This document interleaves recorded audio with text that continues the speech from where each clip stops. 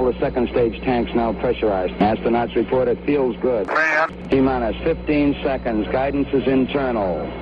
12, 11, 10, 9. Ignition sequence start. 6, 5, 4, 3, 2, 1.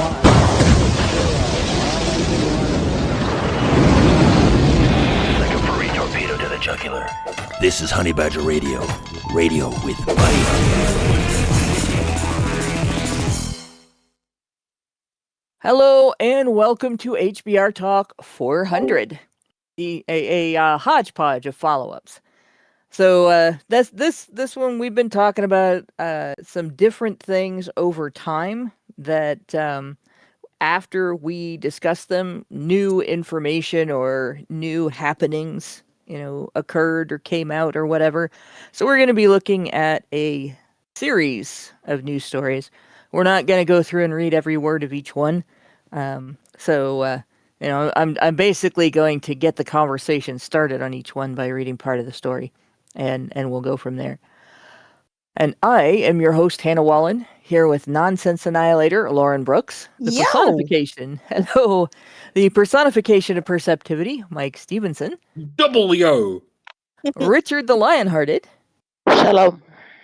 And then we have the Doge in charge, Brian Martinez, working in the background to make everything happen. And before we get into all of that, we've still got to do what we've got to do. As always, Honey Badger Radio dishes out a smorgasbord of thought-provoking discussions, and as experiences both recent and long past have demonstrated, the provoked thoughts are fighting back.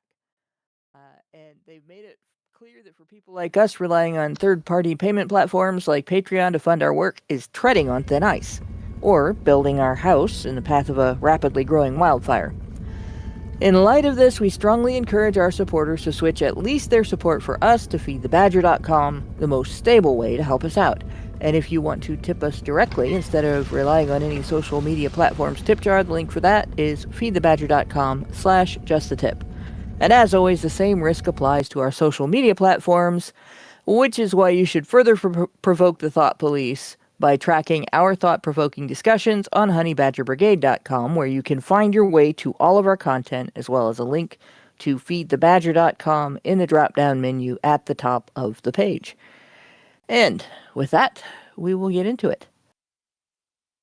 So the first one, a while back we did a story where we ended up talking about this, and we've talked about it a couple of times as part of the discussion of other stories. I think I've mentioned it a bunch of times, that the House of Representatives in the United States had a slush fund out of which they had paid out basically sexual harassment settlements.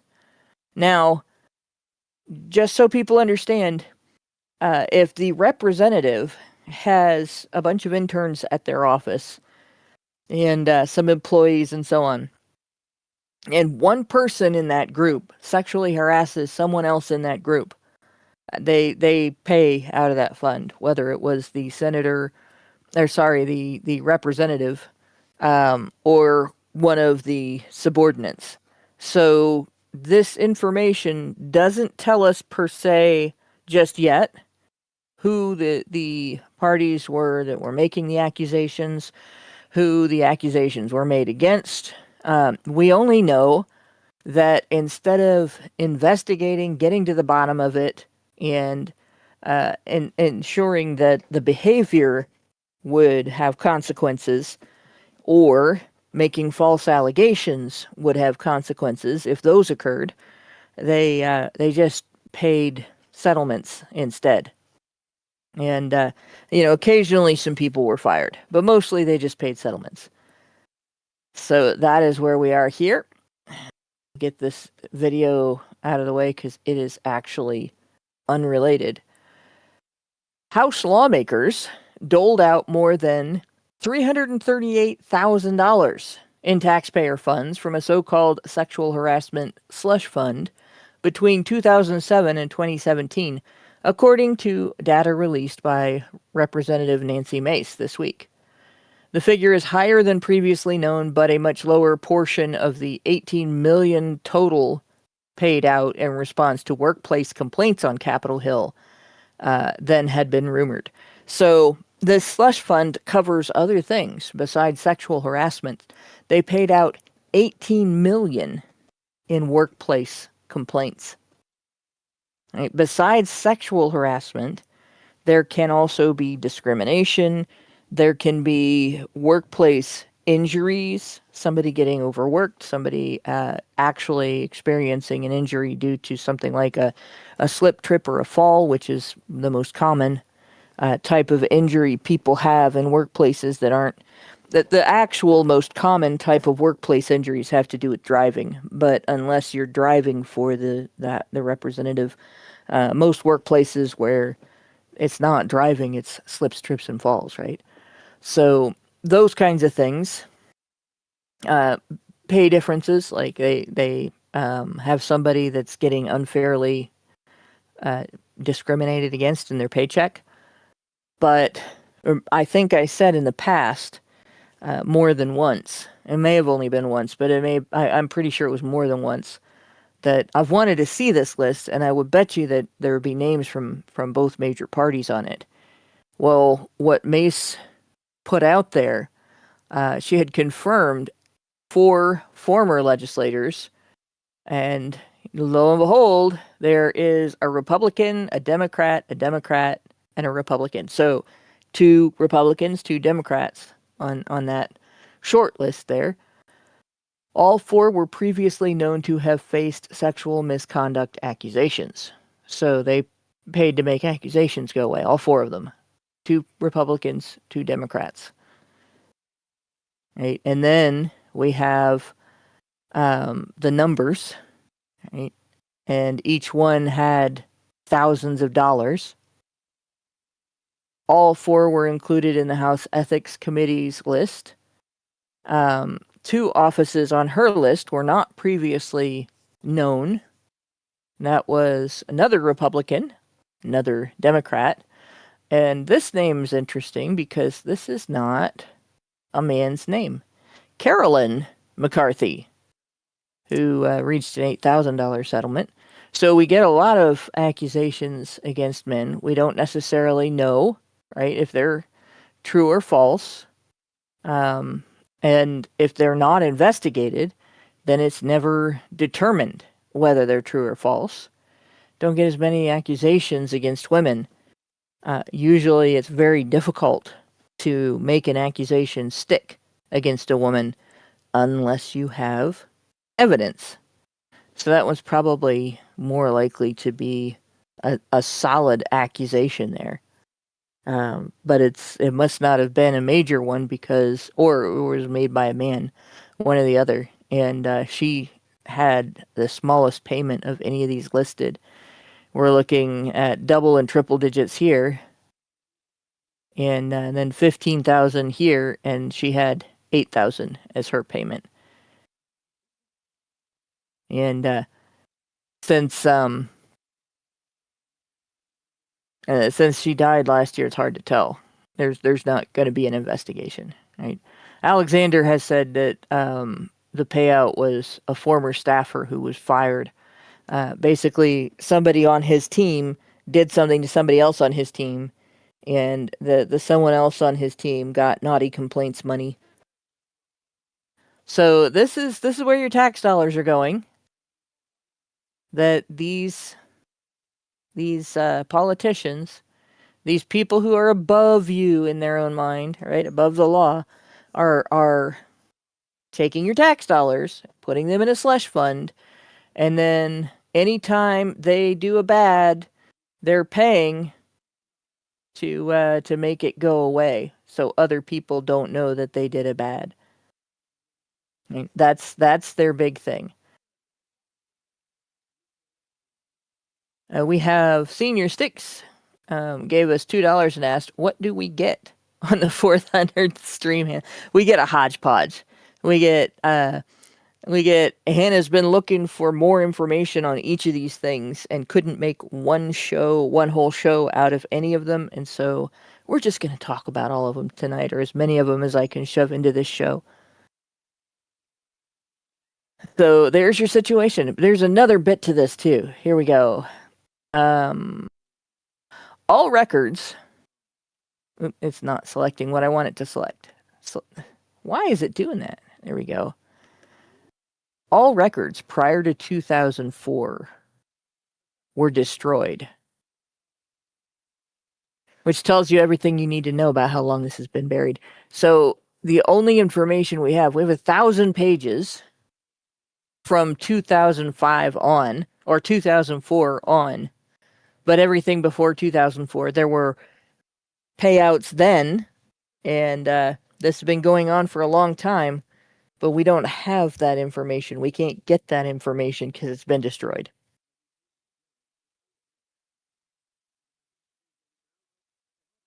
So this is essentially the story. Any comments? I wonder what the hell happened before 2004. Yeah. That needed to be destroyed. I wonder how much abuse was going on that was so damning that it needed to be destroyed. And all I can do is wonder, because it's been destroyed. What do you all suppose happened before 2004, ladies and gentlemen? The Patriot Act? Ah, there's a thing. Yeah, that did happen. That followed 9/11. So that did happen before 2004. There were a few other things that happened. You know what's interesting is that these are the people who every 2 years vote to renew the Violence Against Women Act.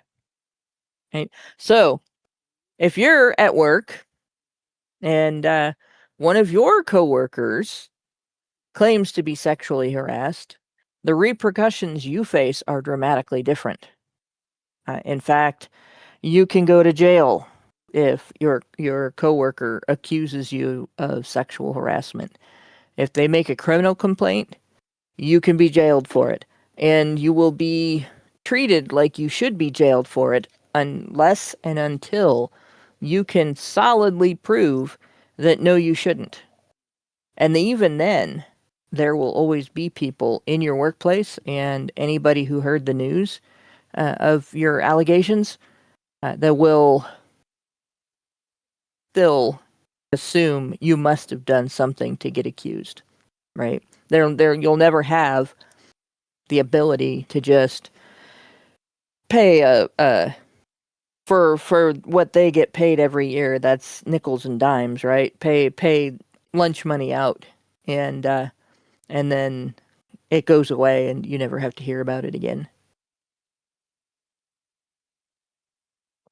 Nope, that's only for our senators and our congressmen, our House of Representatives. And as long as that fund's been in place, we have had people clamoring for the Epstein files. But we haven't had people clamoring for this information. Information about the people who pass the laws that you have to obey and that determine what your settlement might be if you are treated unfairly in the workplace. Do you have to work more hours to get the same paycheck as your coworker because they're afraid to pay her less for less work? Do you have to deal with labor that is not expected of your coworker because you're male and your coworker is female? Do you get recourse for that under the law? And does that recourse pan out in court? Well, they're not focused on that. They're focused on whether or not they can use your tax dollars, your money that they took out of your paycheck to cover their asses when they get accused of sexual misconduct.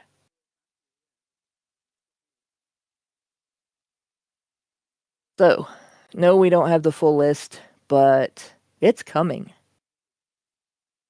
because 1,000 pages, that's a lot. I like that she said accountability is not a threat, it's a promise, because it is interesting. A lot of people are suggesting that this is some sort of retaliation.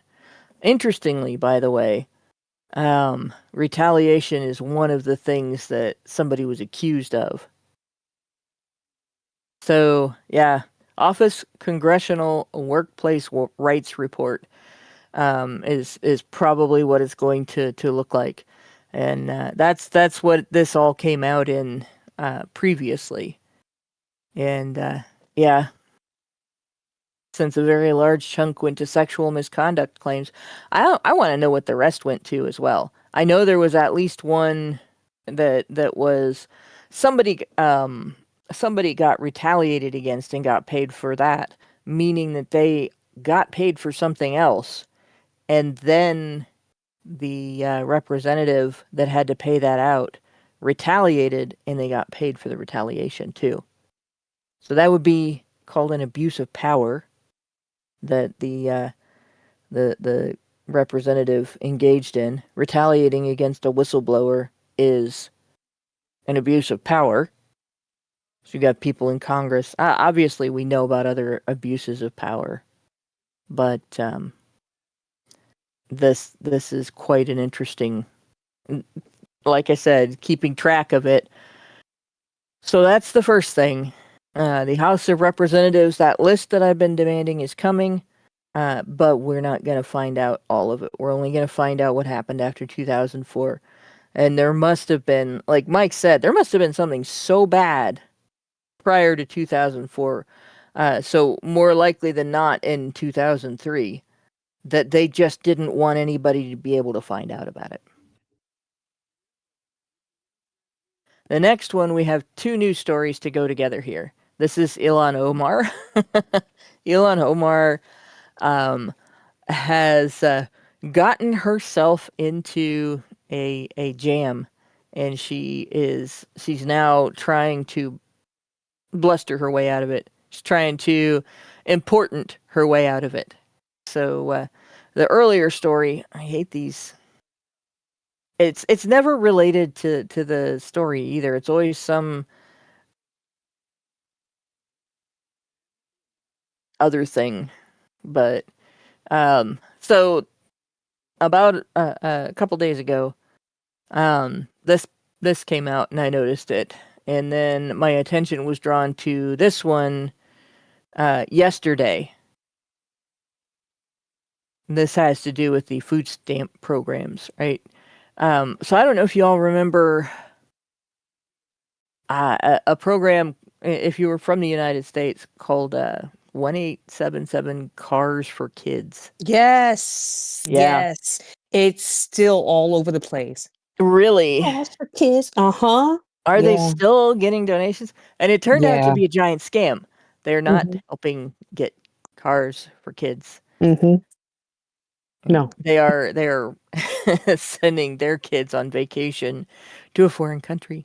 Yeah, no, I did a parody song of that jingle, and I won't You sing won't sing it here?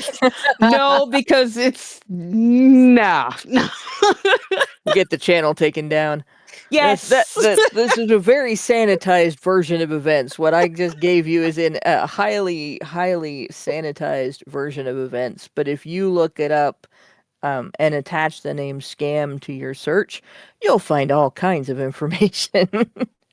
It is definite. Don't sell your car to those people.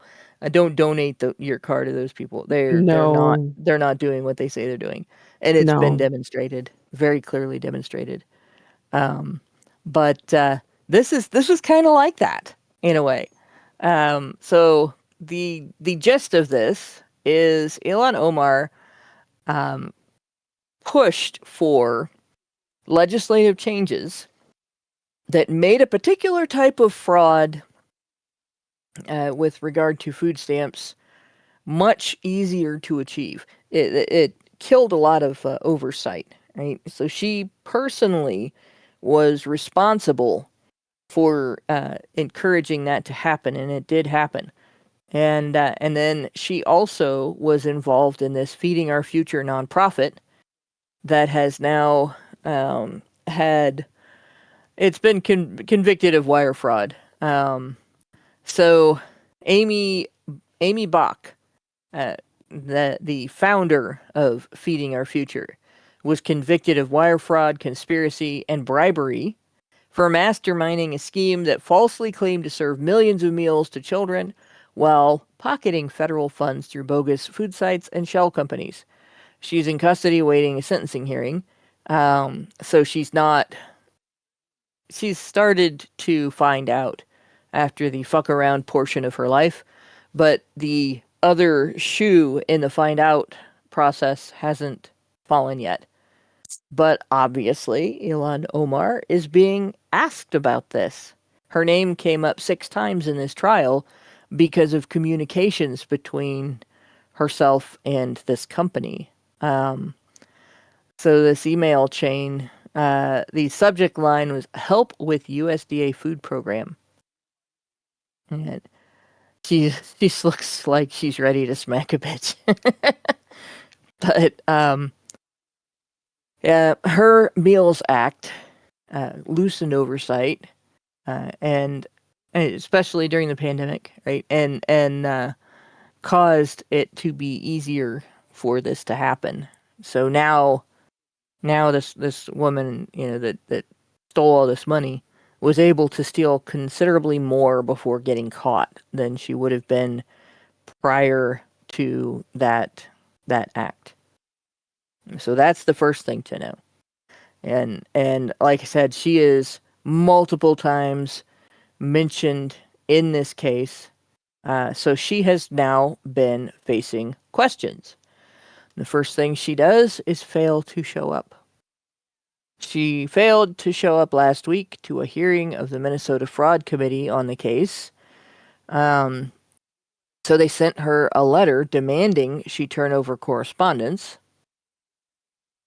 And her response has been to refuse. She's refusing to show up and answer questions in person. She's refusing to respond to our requests for data. And I mean, honestly, she's even refusing to respond at all. When I say they ghosted us, it's because we've had no replies. She's an elected public official.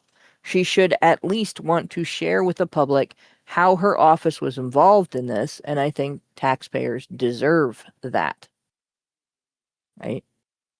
But, and again, they gave her a deadline, which they can't enforce because they don't have the votes to actually penalize her for missing the deadline.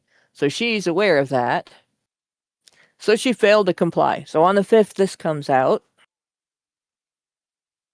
Democratic Representative Ilan Omar of Minnesota did not meet the deadline set by a Minnesota State Committee to produce documents related to its investigation into the Feeding Our Future fraud scandal.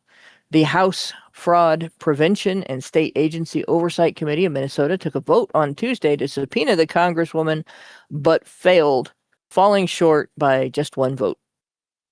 So one person decided, really, because they could have one person vote the other way, and she would have to show up or be in contempt. And whether they could actually arrest her for being in contempt or not, I don't know. They might have to extradite her, but they can't get the legal process started if they can't even get a vote to actually subpoena her. Right? And this is the interesting thing. Right? And this is part of a whole set of investigations, and they're talking about a huge amount of fraud in regard to like food stamps and other assistance programs. I believe it doesn't stem from COVID, but it all got done during the COVID crisis because various changes in the law made it easier or more possible to to do this, and instead of cooperating, all right, the supposed protector of the American citizen, the representative of the American citizen, Is she gonna is face jail refusing to time? have a few words. Is she gonna face jail time for any of this? Oh heck no. Okay. No, I doubt it. I sincerely maybe she won't get jail time, but maybe she'll get pushed out of office by some other candidate. At best, that's all that's going to happen to her. Like, and I'm not even sure of that. There are certain districts, and I think Nancy Pelosi's the one that said it. She said it about Alexandria Occasional Cortex's district. You could run a glass of water, and as long as it had D written behind it, it would get elected. I thought she said if you run a broomstick and you put a D, Mm-hmm. and next to the broomstick will get elected. Yep. Heck, half the people would think it was transportation in that area. But yeah. So we have two stories of representatives that are just completely unaccountable, right? We have the sexy time slush fund for the House of Representatives, and then Ilan Omar and her complete and utter defiance of. Now the thing about this is we've talked about food stamp fraud before. We've talked about Omar and her fraud before. And the other thing is, I believe that this is connected to the Somali daycare fraud and so on. There are set of people in the United States, large populations within the United States, that have figured out that a quick and easy way to make a lot of money without doing a lot of work is to figure out how to convince the government that you are doing the thing a social safety net was created to do, and that they've contracted out to various businesses, and you just bill the government for providing services, and you don't have to prove that you provided those services. In a lot of instances, all you have to have is paperwork. You don't have to have physical bodies where they can say, well, this is the person we're feeding, this is the person we're housing, this is the person we're taking care of. And the thing that really pisses me off about it is you get companies that are legitimate, that actually do provide services, say for people with disabilities, people with mental health conditions, people with varying degrees of, I lost my ability to work because XYZ happened, or my entire industry just became a non-thing in the economy all of a sudden, and so now I'm relying on this social safety net until I can get my shit together and go in a different direction, right? All of those, there are services for people in those circumstances, but if you provide those services and you are a legitimate provider that actually takes care of people, helps people in those circumstances to either survive those circumstances or get out of those circumstances, they're up your butt. Right? The government is up your butt. Even the slightest little thing that might possibly be an infraction against some policy, even if the policy is outdated, you're going to hear about it. They're going to give you a rough time about it. They'll give you a deadline to fix it. You have to fix it by that deadline, or you lose your funding. And it doesn't even matter if it can be fixed or not. You better be able to do something to prove that you should keep your funding.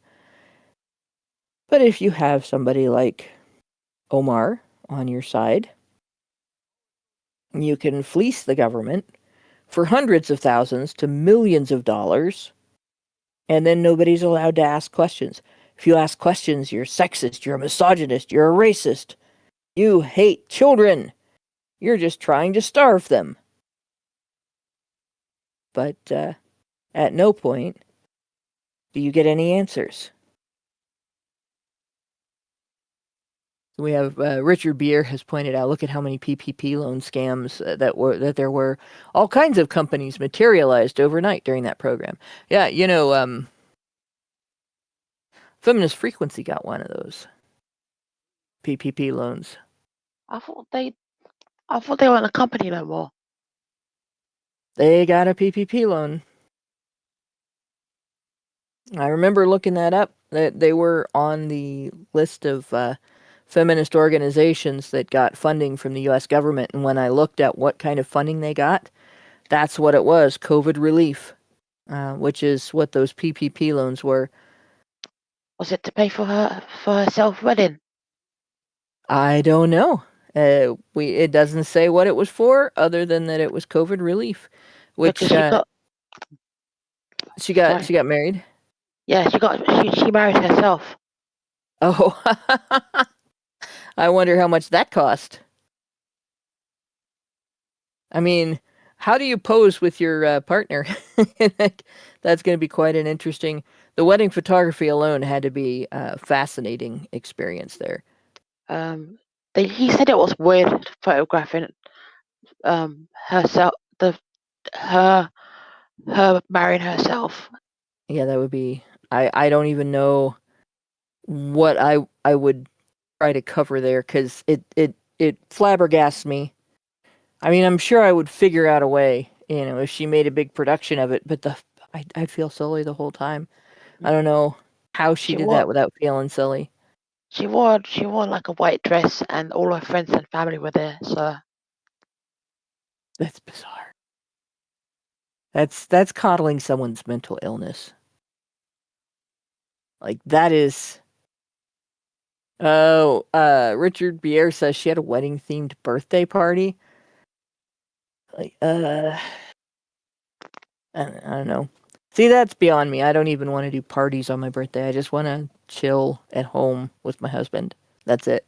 Which is kind of what I do anytime I get time off. So it's not really any different from any other day. But, all right. So, past Ilan Omar. I'm surprised you guys didn't have any comments on that. Ilhan Omar? Yes, Ilhan Omar. I don't have much to say about Ilhan Omar except deport her, denaturalize her citizenship, get her the fuck out of here, and let's do the same thing for the rest of the fucking Somalians. I am just so over it. I don't care if I sound like a fucking racist. I don't care. Get the fuck out. Yeah, I think that's fair. Especially after all of the scams or scandals. How do you immigrate to this country, become a member of Congress, and you're openly talking about how you hate America, you hate white men, and white men, you should be afraid of white men. Meanwhile, she goes home and fucks a white man every goddamn night. So I have to calm down. 50 Shades of Ilhan Omar. It's so reductive to call any of this racist, because it doesn't just come down to Negroids and Caucasoids and Mongoloids. It's like, the reason we have countries is because every country sort of represents a different ethnicity. Like, West Africans are not the same as East Africans, or indeed South Africans. That's a whole different kettle of fish. You need to recognize that people from certain countries are just fucking wrong-uns. And one of those countries is Somalia. Like, there's a number of countries in West Africa where we haven't seen much grief from anyone. And then there's North Africa, but North Africa's a whole different kettle of fish. North Africa is almost entirely populated by Arabs. So to umbrella everyone as Africans is retarded. It's a fucking huge place, and yeah, the northern part of it is completely fucked because it's not even run by niggas anymore. It's run by Arabs. And it always has been. Like even back in the ancient days, like North Africa has never been the stuff of sub-Saharan Africans. It's always been this Arab shit, and even then, to umbrella every African under African American is retarded because Africa is as diverse as any other continent. More so because it's kind of fucking huge. They got China. Yeah, it's China. yeah. China is encroaching on Africa like majorly. But anyway, I'm sorry, I'm taking away from your point. And that's on top of Islamic Africa and Christian Africa. There's been invasions from all sides this whole time, and it's important to notice the difference between African countries and between completely different coasts of Africa, right? We don't have many problems with Kenyans. All they do is win marathons, as far as we know. But Kenya is right next door to Somalia. And for whatever reason, Kenyans seem to be good people, and Somalians seem to be fucking scammers who will just do whatever they can to fucking steal from you, and they will lie their asses off in the process of stealing from you.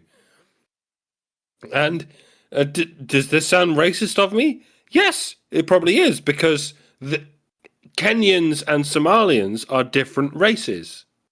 It's not that they're black. The fact that their skin is like darker than it is in other continents is not the point. There is something about countries that drive people in one way or another. The Kenyans are marathon runners, and the Somalians are pirates. All right, that's not racist. That's recognizing certain cultural proclivities in various different races. And then there's Ethiopians and fucking Tanzanians who are, I believe, neighbors of both of those countries, and they're famous for different things as well. Like it's just like pointing out that Swiss people tend to keep themselves to themselves, whereas German people like to start a lot of wars. Now, ethnically, there's not much difference between the Swiss and the Germans, but culturally, there's a great deal of difference, and it's the fucking wars they start.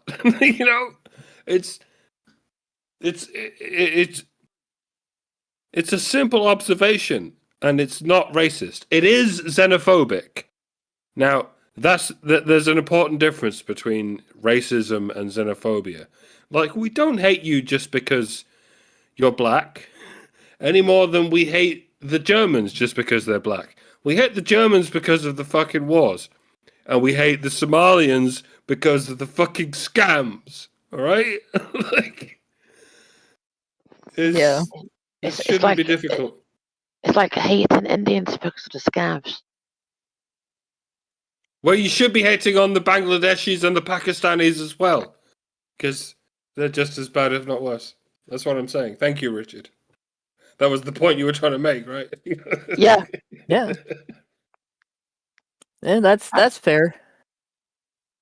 Man, there's always going to be exceptions too in every country, and there's always going to be people that are like, God, I hate being of this particular population within the world because most other people when they run into somebody from my country, that person is like this, and then they expect me to be that way too. And I can see that. I've run into that actually personally at work, where I've worked with people that are like, they'll tell you. One lady that was here studying to be a nurse, actually from Nigeria, told me that when you are preparing to come to the United States from Nigeria, you get if you go through an organization to come here, like a church, they will teach you how to scam people.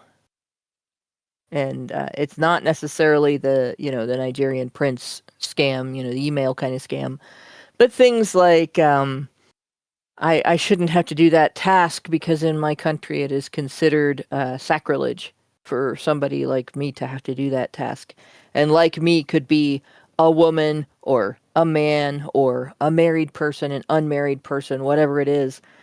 Somebody else has to do that work because I can't. It's an offense to my religious heritage or my cultural heritage or blah, blah, blah. And therefore, you have to give me something easier and give that task that I don't like to somebody else. And most of the time, it's bullshit. We had a guy that was working at the same time that she was, who was getting out of doing all of the tasks that were related to household chores because of that.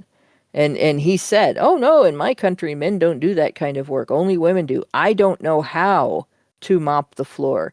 I don't know how to do the dishes," and so on. So once she outed him as a liar when it came to that kind of stuff, the manager just came in and took a shift and demonstrated. She described to him how to do it, and then she would have him do the task. And he was so mad that he quit. But that's essentially, and it's not again, it's not a hating on a group of people because of who they are or where they're from.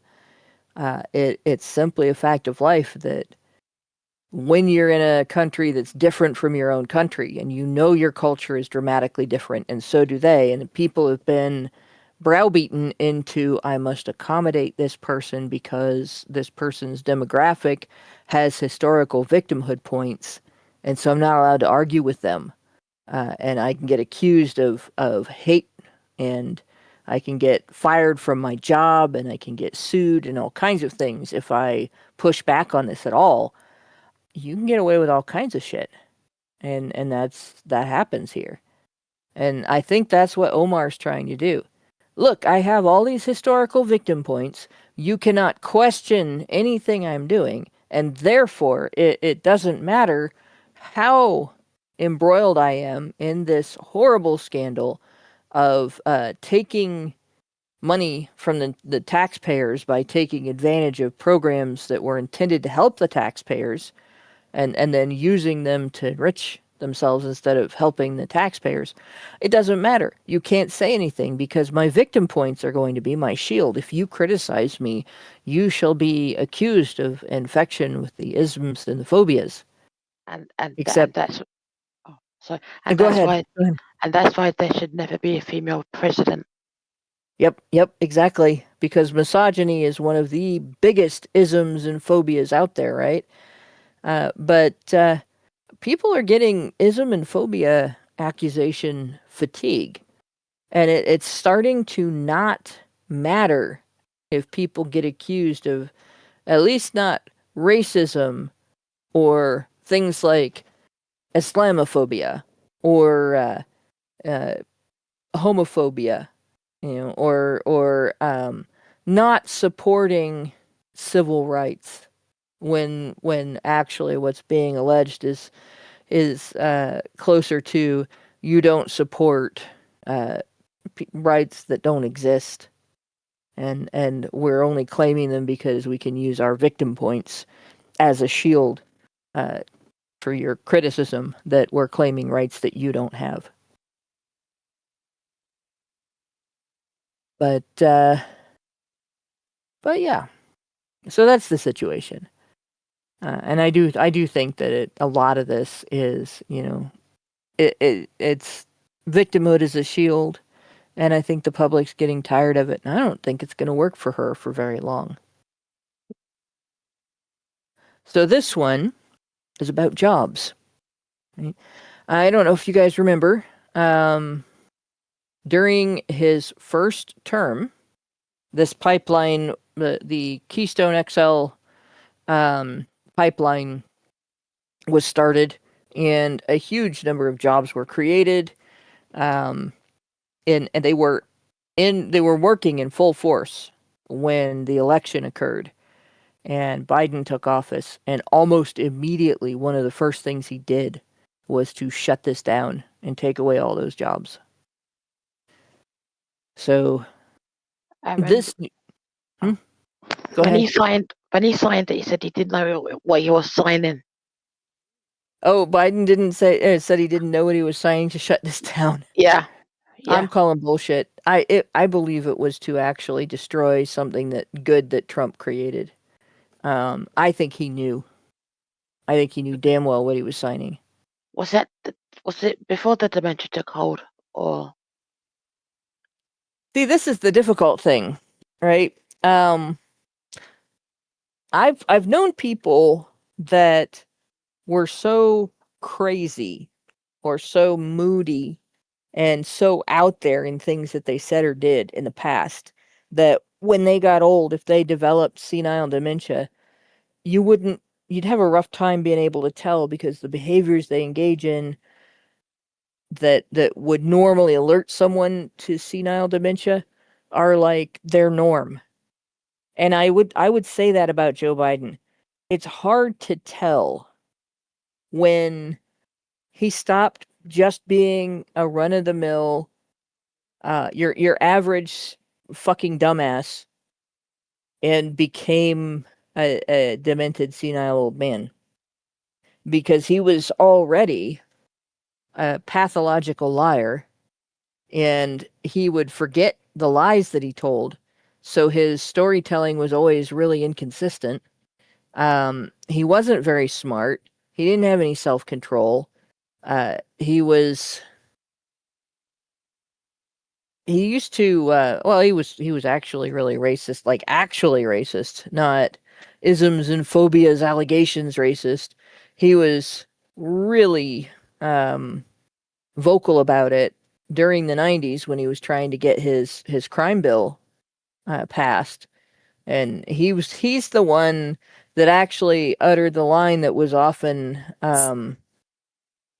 well, no, what it was he uttered the line, "Throw him up against the wall and frisk him." Hillary Clinton was the one who referred to black gang members, as super predators, and it gets attributed to Joe Biden, but he didn't come up with anything quite that clever as a nickname like that. He just throw him up against the wall and frisk him.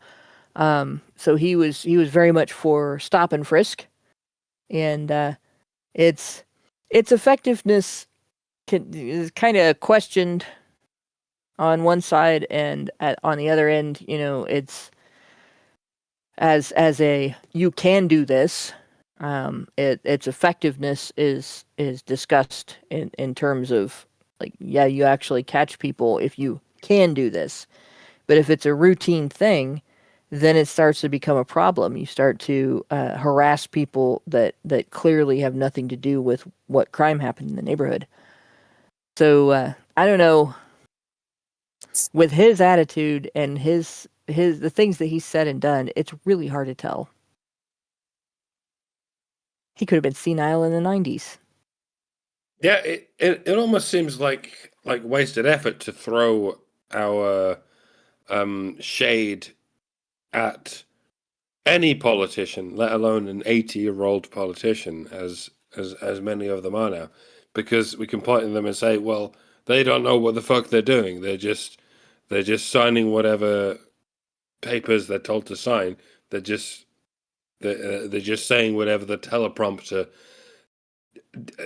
tells them to say. Yeah, they're placeholders. Yeah, and it's no different for the young politicians, like the AOCs of the world. Like it's kind of a distraction to pretend that these octogenarian politicians are only doing this because they're told to.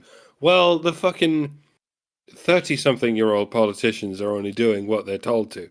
That it's a wasted effort to even get annoyed at the politicians that make up the public faces in the mainstream media and whatnot, because they're not really doing anything. They are selected to be public faces. For the most part, they don't make the decisions.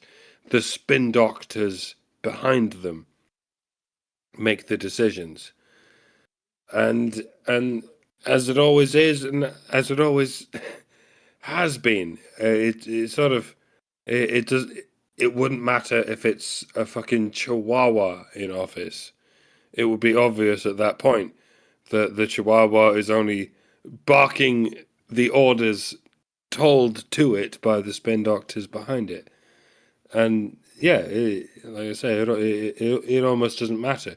You could put children in charge of the country, just like you could put octogenarians in charge of the country, just like you could put 30-something-year-olds in charge of the country. None of it matters if they are just doing what they are told to do. And the escape room at that point is trying to figure out who the fuck is telling them what to do. And yeah, that's, like I say, that's next level. Yeah, the difficult thing is that they often don't realize they're being told what to do. For instance, Joe Biden wrote the Violence Against Women Act. By that I mean he created the legal language of the Violence Against Women Act, because we all know that Gloria Steinem wrote the Violence Against Women Act, right?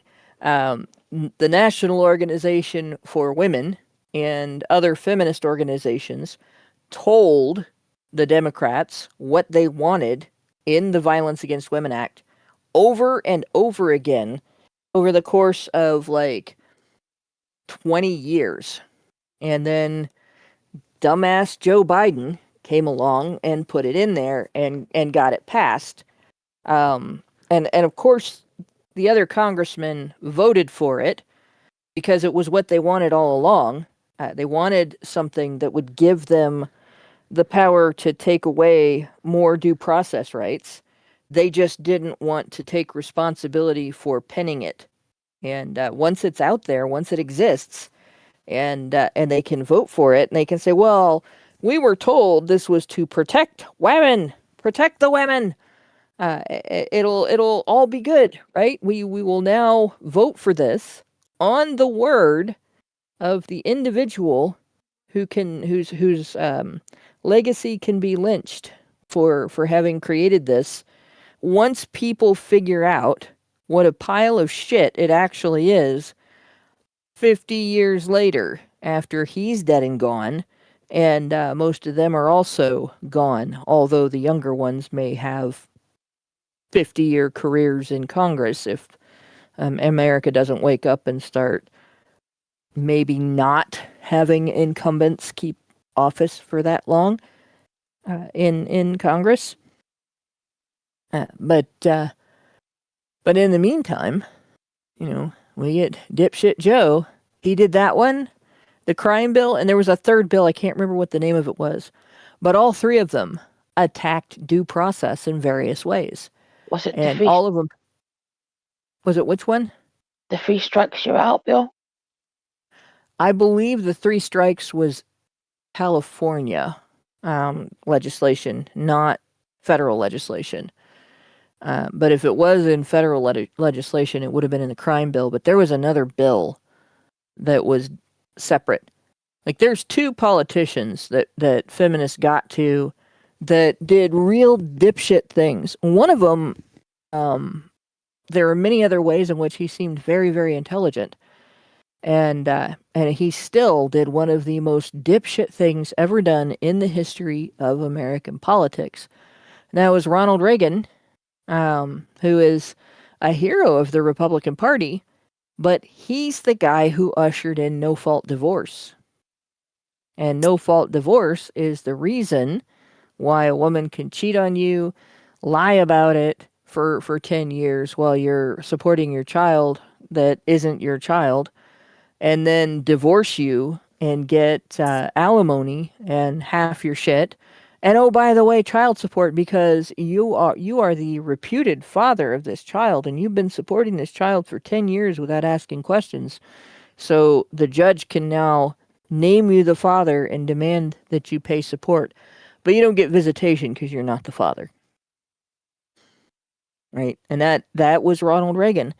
And between Ronald Reagan and Joe Biden, the worst things that have happened to men legally in this country happened in the end of the 80s, in the beginning of the 90s, the 1990s.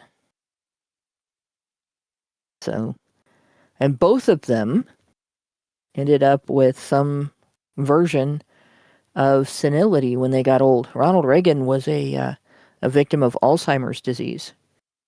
So he definitely, I don't know what it is that's causing Biden's dementia, whether it's just that he got cancer and the chemo did it to him, or whether he's got something like Parkinson's, or whether it's just natural dementia, or whether he's got Alzheimer's like Reagan. But both of those men lost their minds.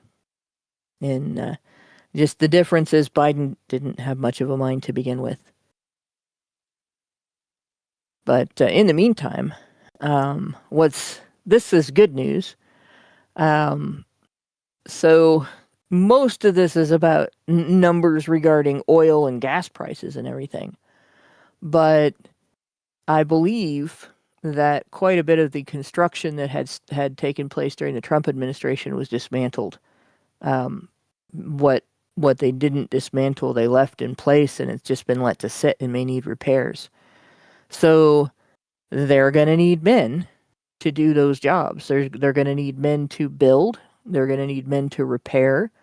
They're going to need men to do the math that needs to be done in order to direct those men. They're going to need supervisors, right? And they're going to need that's going to be in an environment where they're going to need, most likely, lodging as well, and they're going to need caretakers for that.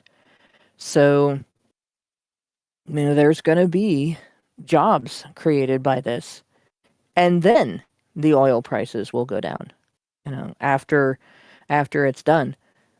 But the first thing being that those jobs will come back. So, the quick and dirty of it, the pipeline goes from Canada into the U.S. It's by a Canadian company, and it's U.S. partner. So there's going to be jobs created in both countries for this. It's going to take a different route than the Keystone pipeline. So there's going to be a whole new set of a pipeline that's going to have to be laid, because obviously what was in place isn't going to be used. So if they haven't torn it down, it will have to probably be torn down. And it's going to involve there we go, 645 miles through Montana to I think that's Guernsey, Wyoming. So it's going to be a rather large project. It'll be great. And then, of course, it'll also increase the demand so there will be oil refinery jobs that are also created because of this. And the best part about that is most of the jobs that this is going to create are going to be things that men do. And in a lot of ways, women don't just not do those jobs. They can't. They aren't strong enough. They don't have the endurance, right? They don't have the constitution for it. So the people who will be employed by this project are going to be mostly men. Any comments from the peanut gallery?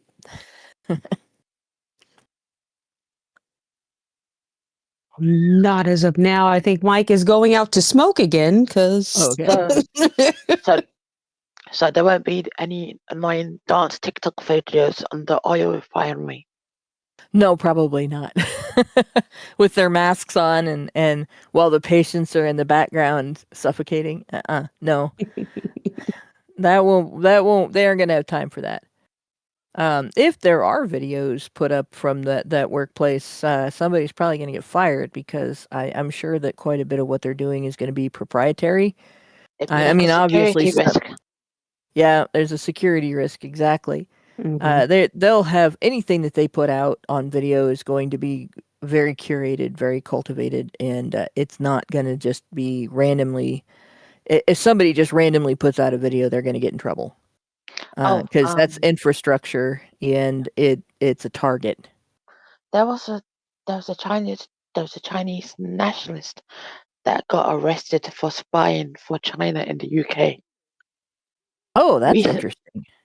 recently. I saw it on Twitter earlier today. I wish I saved it. So it was like he was like a Chinese nationalist spying for the Chinese government.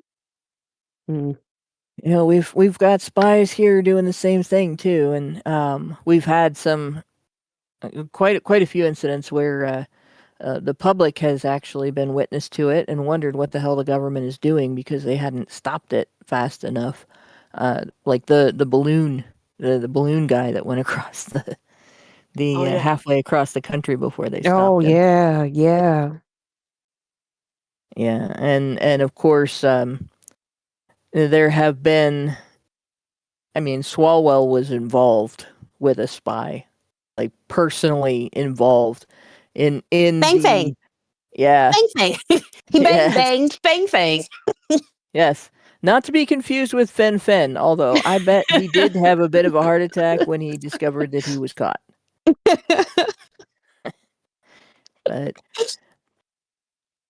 no, I just put up a video on X that talked about all the drugs that came out in the 1980s that are illegal now or off the market because they were and they started with one that was really from the 70s, but people might not know this, but pharmacists used to prescribe lewds. Not kidding. Wow. That used to be, you could just go to the pharmacy and they would fill your prescription and you'd take them home and you had a bottle of Quaaludes right there So Cosby on your did nothing on your wrong. nightstand. So Cosby did nothing wrong. Yeah. Cosby did nothing wrong. That he probably had them by prescription. They were not an illicit drug at that time.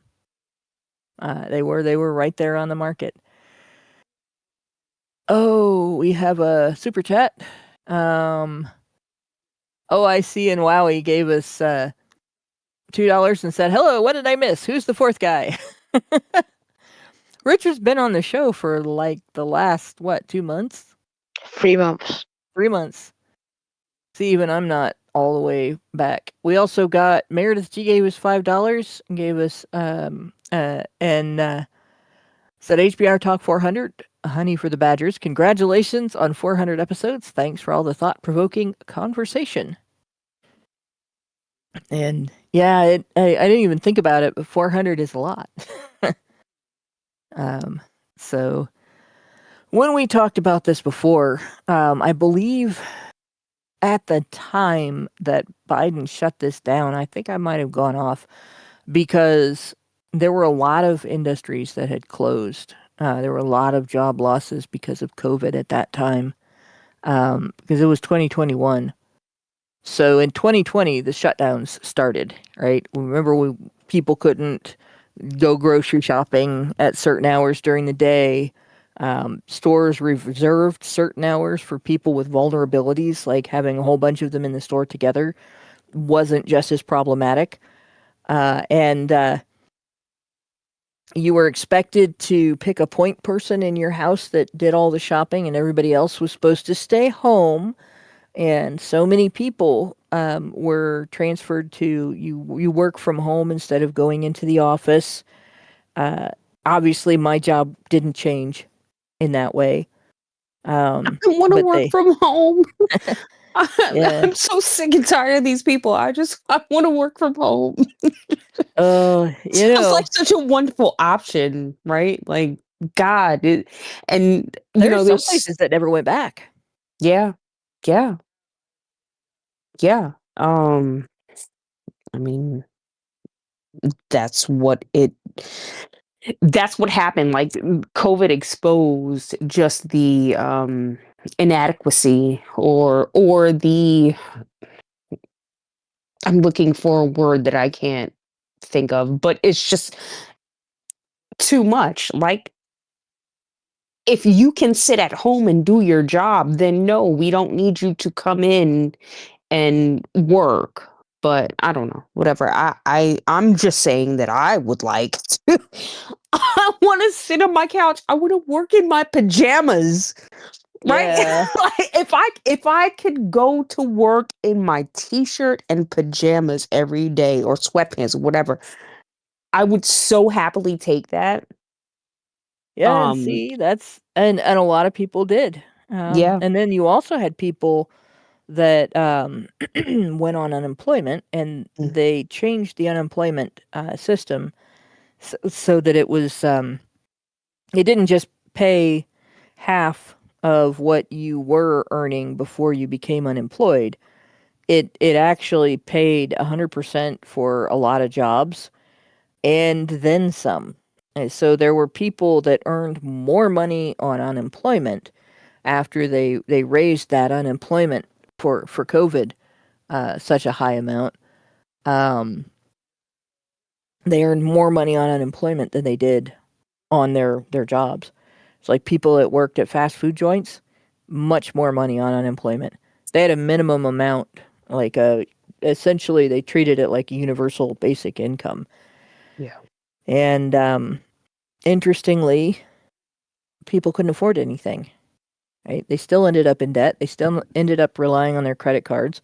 Couldn't pay their bills. My bank sent me a notice that if I was having difficulty paying on my card, they had a COVID forgiveness thing. Like, it was so tempting to just, but the interest builds up and all that if you're not paying your bills. And of course, everybody that at the end of um, the whole thing had to go back to work and had to give up that extra unemployment money and everything, discovered that their credit card bills had skyrocketed because they did get interest tacked on when they were getting forgiveness for not paying.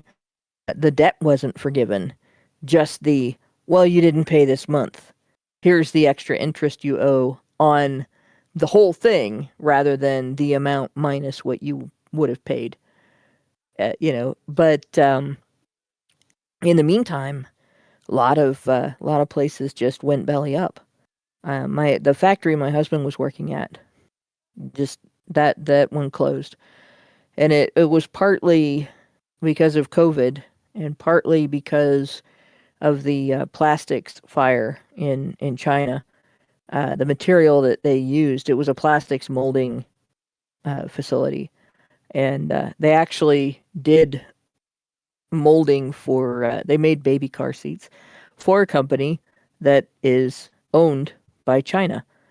Um, but in any case, they that loss of materials basically made it so that they couldn't make anything for quite some time, and then the company that they were working for ended up contracting with somebody else, and that factory just went belly up.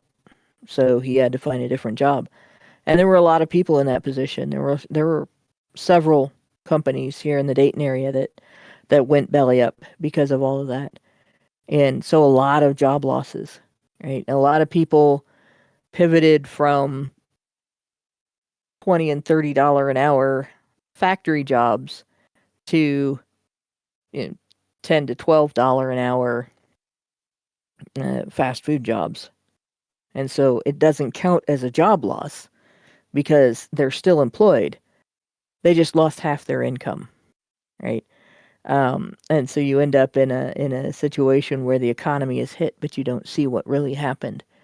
And at the same time, when the jobs started coming back, a lot of them were, those big corporations that don't pay the bigger paychecks. And it looked good on paper, but again, people really weren't making the money they were making before. But this kind of job, this is not a low paying job. This is construction work. This is oil refinery work. This is, you have to have skills and actually know what you're doing. You have to have a level of toughness and strength and endurance and character to do this kind of job. And the companies that have people do this kind of work, then know they have to pay for that. So it'll be interesting. OIC and Wowie gave us another $1 and said, "Based Richard." Also gave us a whole bunch of Doge emojis.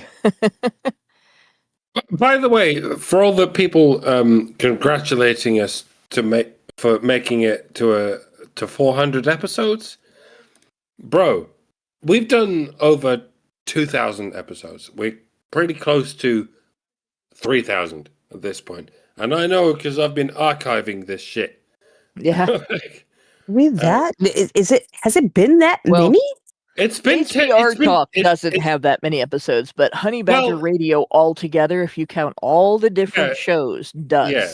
Since we changed the name of the Thursday show to something else, and since we changed the name of the Tuesday shows to something else, and since Brian and Allison have been doing like 3 shows a week, like this whole time, that they've just given up on naming. They're not calling it we changed the name maintaining a little frame bit. anymore. They're just pumping out these fucking shows, and we've been pumping out these fucking shows for 12 years, 13 years, something like that. And there's never any shortage of shit to talk about. That's for sure. No, I can pretty much name all the incarnations of the shows offhand. So there's Badger Gamergate podcast. There was. It was all named after Gamergate, really. We're gonna be here for a while, aren't we, Richard? Because we've changed a bunch of things over these years. But yes, probably the after show. I could name them all. Yeah, probably. And we haven't gone through this by fucking sacking people. If people ever wanted to leave, they fucking left. And yes, there's been a couple of people who've fucking left, but we've maintained ourselves as if you want to be here, fucking be here, and we'll fucking bring you on, and we'll make you famous. Yeah. And there's a whole bunch of people out there who fucking came to Honey Badger Radio when they weren't famous, and then they stuck with us for like a year or so, and then they became fucking famous. Well, Honey Badger Radio has been here in the background. It's still not being all that famous, and who knows why these discrepancies exist. It doesn't really matter. It doesn't, and I think there's a thing to be said about familiarity and or being famous. I think where we belong is right under the radar, because that's what has gotten our channel nuked, right? Like YouTube, fuck YouTube, right? That's just what it is. Yes. But we've been here and we've been doing this for so long. We stick to the truth, and people come and go, and that's fine. I understand it, but it's how the other aspect of it is you have 2 different types of social commentary, right? You have the Gatling gun social commentary Mhm. that takes out all the targets that are up close, and the every target that's easy picking, it's going to touch that target, right? It's going to hit that target. But there'll always be a few things that you have to have that long vision in order to capture that target, and that's the sniper that is required for that job. And a lot of times, the sniper doesn't always get the level of recognition as say, maybe not a Gatling gun, but somebody who has the modern equivalent, like anything that sprays bullets as up close, as opposed to firing one round to take out a target that's half a mile away. So we don't necessarily get famous, Mhm. but because we do hit that target that is way out there, we get noticed by the people who are famous, and then they talk about the thing that we were talking about. And I think that the way that we get things into the public discourse is by inspiring people up the ladder to talk about them. We may be more effective if we don't become famous than we would be if we did. This is the manosphere they don't talk about. Because nowadays, the manosphere means, fucking, the sneaker Fresh and and to fit. fucking fresh and fit and all that shit. And Andrew Tate. I said his name. Fuck it. I said it. You said Well, you said his name. No. but yeah, this is what people mean by the manosphere now. This is what people mean by the red pill.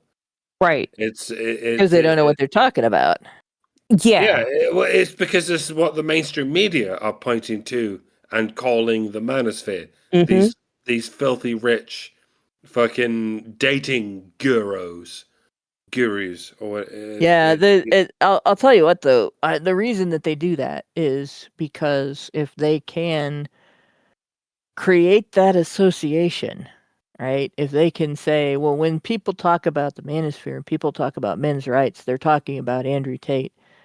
And they can convince enough people's moms and sisters with all the allegations, because regardless of his actual character, who he is, what he is, and all that, the level and scope of allegations that Andrew Tate has faced makes him the perfect boogeyman for women. Like any woman who isn't smart enough to keep up with what's going on in politics and what's going on in the world, or at least question what she's being told about someone, right? She'll hear that shit about that guy, and she'll be like, "Oh, I don't want my son getting involved in any of that. I don't want my brother getting involved in any of that stuff. I'm not gonna date a guy that uses any talking points like that. I don't want anything to do with that. If my coworkers say anything that sounds remotely like that, I'm gonna file a sexual harassment complaint." And that's why they're doing that. Not because it's what they really think, not because they know anything specifically about us. What they do know is it's a lot harder to talk to people about fathers' paternity rights, fathers' rights to raise and nurture their children, right? And it's a lot harder to talk to people about due process rights and how domestic violence law has damaged the concept of due process and the structure of due process in the United States and in a lot of other countries. Like, it's really hard to talk to people about that if they're hung up on, but this guy that you're associated with, even though we're not, by your red pill status, is accused of, rattles off long list of shit that never happened. Right? And so it's a highly effective tactic that the media is using. It is a brilliant tactic. It's very dishonest, right? Poor sportsmanship, but whoever said that they were honest. but it's just speeding the demise of the rest if they're not going to talk about due process. There's no bigger bunch of scam artists than the media. Not scammers from Bangladesh, not Nigerian princes with millions of dollars that they need your bank account to sneak into the United States. Not Somali pirates. None of them hold a candle to the media. They've been scamming the public hook, line, and sinker for 100 years at least. And nobody noticed until the 21st century was already like 10% gone. That's sad. That's sad for people. And it's scary because people rely on the media to tell them what's going on. And instead, they're getting lied to all the time, every day, every minute, every time they turn on their television, every time they turn on the radio, every time they get online, even in these stories. Not that these stories are all lies, but I guarantee you, each of these outlets has a slant, right? They're going to have their outlook on it, their take on it. If I were to look up the same story in a left-wing media outlet, it would probably be all about how they think this is going to hurt the environment. And there would be nothing about what the actual structure is going to be, who's involved and stuff like that, or it would just be crammed into one little paragraph, and the whole rest of the story would be claims about how pipelines damage the environment and that they go through. Which, interestingly, I believe the Alaska pipeline, there were a bunch of claims like that about the caribou, that the caribou were going to be wiped out, but the population actually increased after the pipeline because they started using it as a means of escaping from the polar bears that were eating them. Good Lord. The caribou are all gonna die. They all remind me of an Adam Sandler skit with all the kids around the table going, "Mom, let's go do this. Mom, let's go do that." And Mom keeps yelling, "No! They're all gonna laugh at you." It's very much like that, right? So if you had a left-wing source, you'd get that. And there would be some grains of truth of, it does this thing that's real and that thing that's real. That maybe they're really bad, maybe they're not so bad, but they're buried in a mountain of lies. So you have trouble getting to what's actually true. And if you put them both together, you might have 10 or 12 grains of truth inside a mountain of lies to sort through. It's a lot of fun trying to play that game. It's like looking for a needle in a haystack. Mm. Speaking of scams and lies, this one is kind of interesting. So you remember we talked about the whole Burisma thing, the Biden crime family, the scam that they were pulling, where basically, in order to not get into trouble with the United States government, companies in foreign countries put Hunter Biden on their board, or otherwise give him a job, so that the president, his father, would not deal badly with them instead of dealing well with them. I mean, why would you need a job if you're such a prolific artist that can sell paintings for millions of dollars? Why would you need a job? Yeah, it's totally not like the art industry is all about money laundering. Mm-hmm. Yeah. Yeah. I wonder how many people were aware of that 20 years ago that weren't involved in the industry. Because I think most people were probably not. I wonder. I wonder how many people actually looked at these things and said, "Oh yes, that is totally worth millions of my dollars." Yeah. No. Right. Yeah, yeah. Well, No. it's like all of the foreign leaders that contributed to the Clinton Foundation. Mm. This is Mhm. because they were so charitable.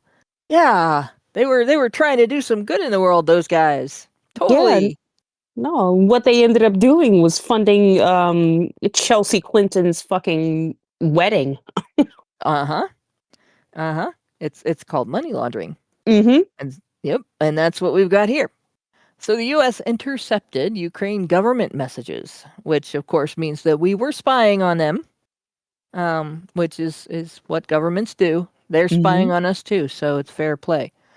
Uh, discussing a plot to route money to Biden re-election.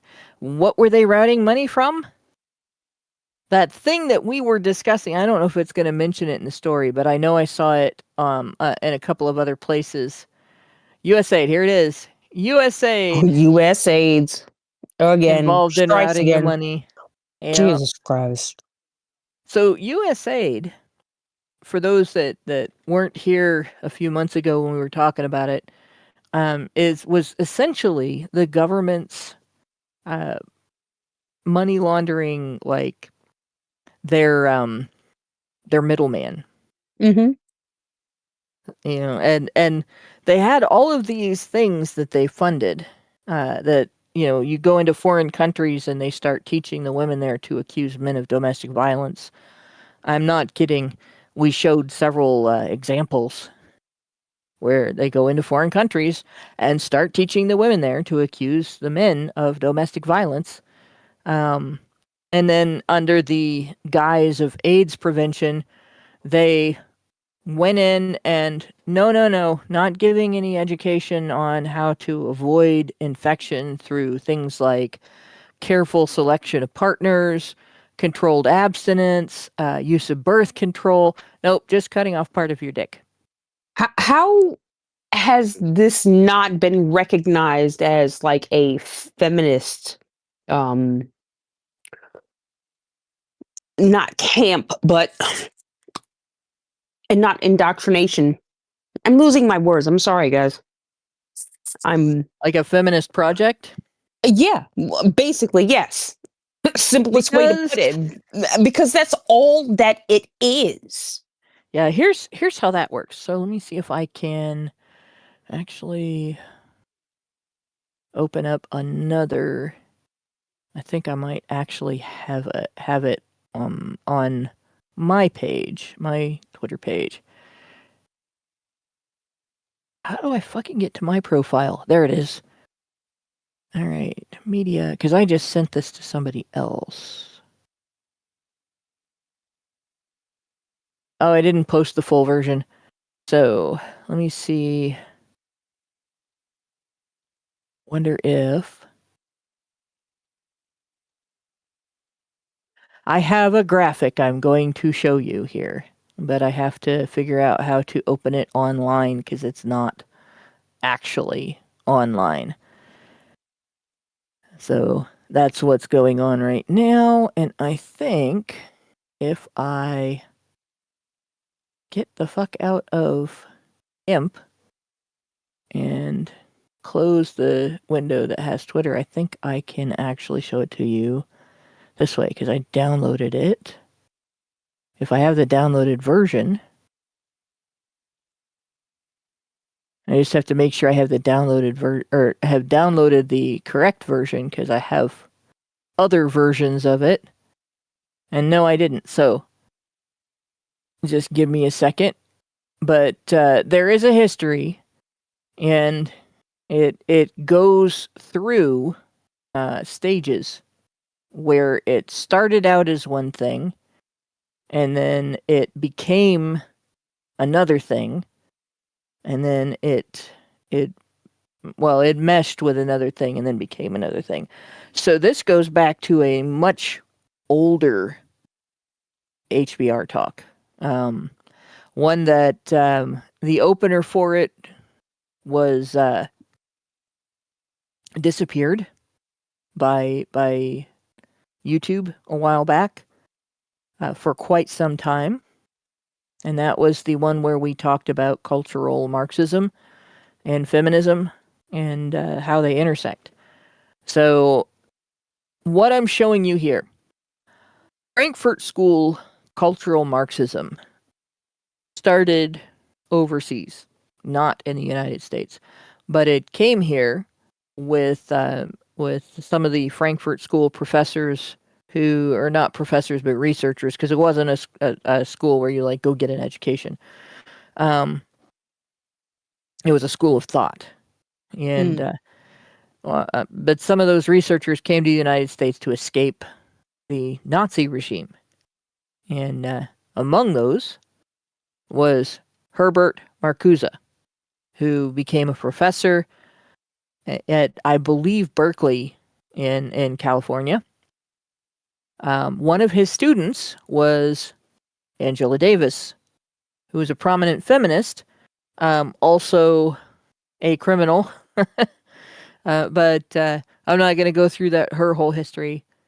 But she had come up through like women's studies and other feminist coursework.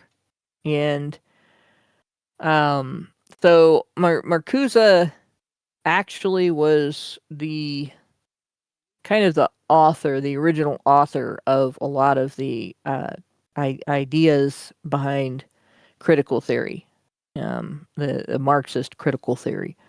And so Angela Davis was the author behind intersectionality. She applied his critical theory to feminism and came up with intersectionality. So from her comes intersectional feminism, which evolved into interdisciplinary academics. And I'm covering like multiple shows worth of information that we've talked about in the past. But essentially, at the same time as all this was happening, like women's studies had started out as a class somewhere in Australia in the early 60s or the late 50s, and then it spread to several universities in Australia and the United States. By the 70s, it was starting to become departmentalized. So they had women's studies departments. After Angela Davis became a icon in the feminist movement, women's studies departments started to become intersectional departments and then interdisciplinary departments. And interdisciplinary departments, which pushed under various names what we refer to right now as diversity, equity, and inclusion, started sending out little cedar or leeching vines into other departments. So the Department of Psychology, for instance, you suddenly would start to see feminist ideas worming their way into the field of psychology. The Department of Sociology was pretty much taken over by feminists early on. The Department of Education, right, in your teacher education in your university, if they had a Department of Teacher Education, feminism would begin to leak in there under the guise of interdisciplinary academics. The idea that in order to understand the nature of your students, the struggles that your students might be experiencing as a result of their gender, their race, their religion, blah, blah, blah, class, culture, and all that jazz, that you had to get that understanding from feminism. And so feminism began to, like the political science department of any university, totally infected with feminism. And it ended up everywhere as a result of that. The long march through the institutions that took communists into journalism, into the education system, into government, into the administrative boards of like the medical professions, the field of psychology, the field of nursing, so on, that all used feminism as a crowbar. Right? You can't criticize us because you're a misogynist if you do. And so yeah, that's where that comes from. That's why people don't see it. That's why they don't recognize that feminism is a cause of this, because they don't see these people aren't coming in going, by the way, we're feminists and we're telling you this because you should understand feminism. They're coming in under the guise of an interdisciplinary approach that combines various academic studies, areas of study, to fully explore a particular topic, psychology or business or religion or whatever. It's almost like it's reminiscent of me for sorry, the George Carlin bit where he says that, when you have certain things, what they do is add words to them to make them seem more important and more difficult. And that's just what that is to me. Yeah. It's the same thing that advertisers do. They relabel things. Like, I remember when Jell-O became a fat-free dessert. Now, there was never fat in Jell-O, right? But when it became fashionable in the diet world that your diet should be fat-free, all of a sudden, Jell-O became fat-free. It was a miracle. I have beheld the miracle of fat-free Jell-O, and I have been saved from...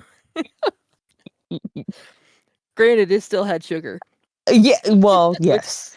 But, Oh, well, I mean, we're still so, confused about how... Because we've been lied to about how food and nutrition works in the human body, right? So, now we've got the what is it? The food table, the whatever. I don't know.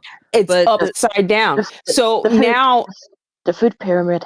Yes, the food pyramid. Thank you. But now it's turned upside down on its head, because these are the lobbyists that get paid to tell us what to eat, how to eat, how much to eat, when to eat it.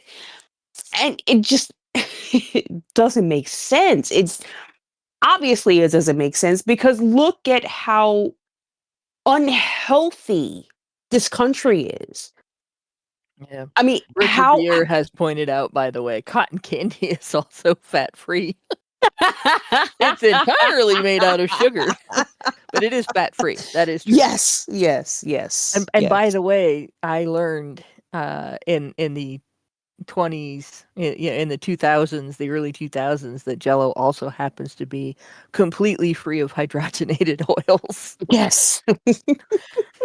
But yeah, you can't trust, don't let the government tell you what to eat. Don't let anyone, you have to start reading about nutrition, and you have to be able to gather the 10% of truth out of the 90% of lies that are in all the different articles. If you see something that says a piece of research found XYZ, you go look, because half the time the person who wrote the article doesn't know jack shit about research and doesn't know what they're talking about. And sometimes the research found exactly the opposite of what they're telling you. Yeah. And there was one testosterone. There was a study done on testosterone, right? According to this article. This one article that I read, study done on testosterone shows that dosing people with testosterone causes heart attacks. Well, that sounded like bullshit to me, because sounds God like bullshit doses right now men with testosterone, right? And teenagers get a rush of testosterone, and sometimes women, when they are pregnant with a boy, get a testosterone dump in their system. That's why we get hair on our chin afterwards for the rest of our lives. Well, I mean, but they but, they make you think that like testosterone is just a male only hormone when well, it's here's the not. thing. It's present in women as well, and it's natural and healthy at Yeah. certain levels. There was no study. What Wow. the article was describing as a study was a report written by one guy about the death of another guy. Because it was written by a heart doctor, they treated it as a study. So there was a Jesus. sample size of 1. Jesus. No control group. No nothing. And now they've found Wow. that under certain circumstances, certain levels of testosterone dosing can have a protective effect for men against heart conditions, certain heart conditions. So for years and years, doctors, if a guy, as he got old, started to lose his levels of testosterone, that his testosterone started to get low, they wouldn't do anything to fix it because he might have a heart attack. And the whole time, there was no real evidence that this was, a problem that they should be concerned about.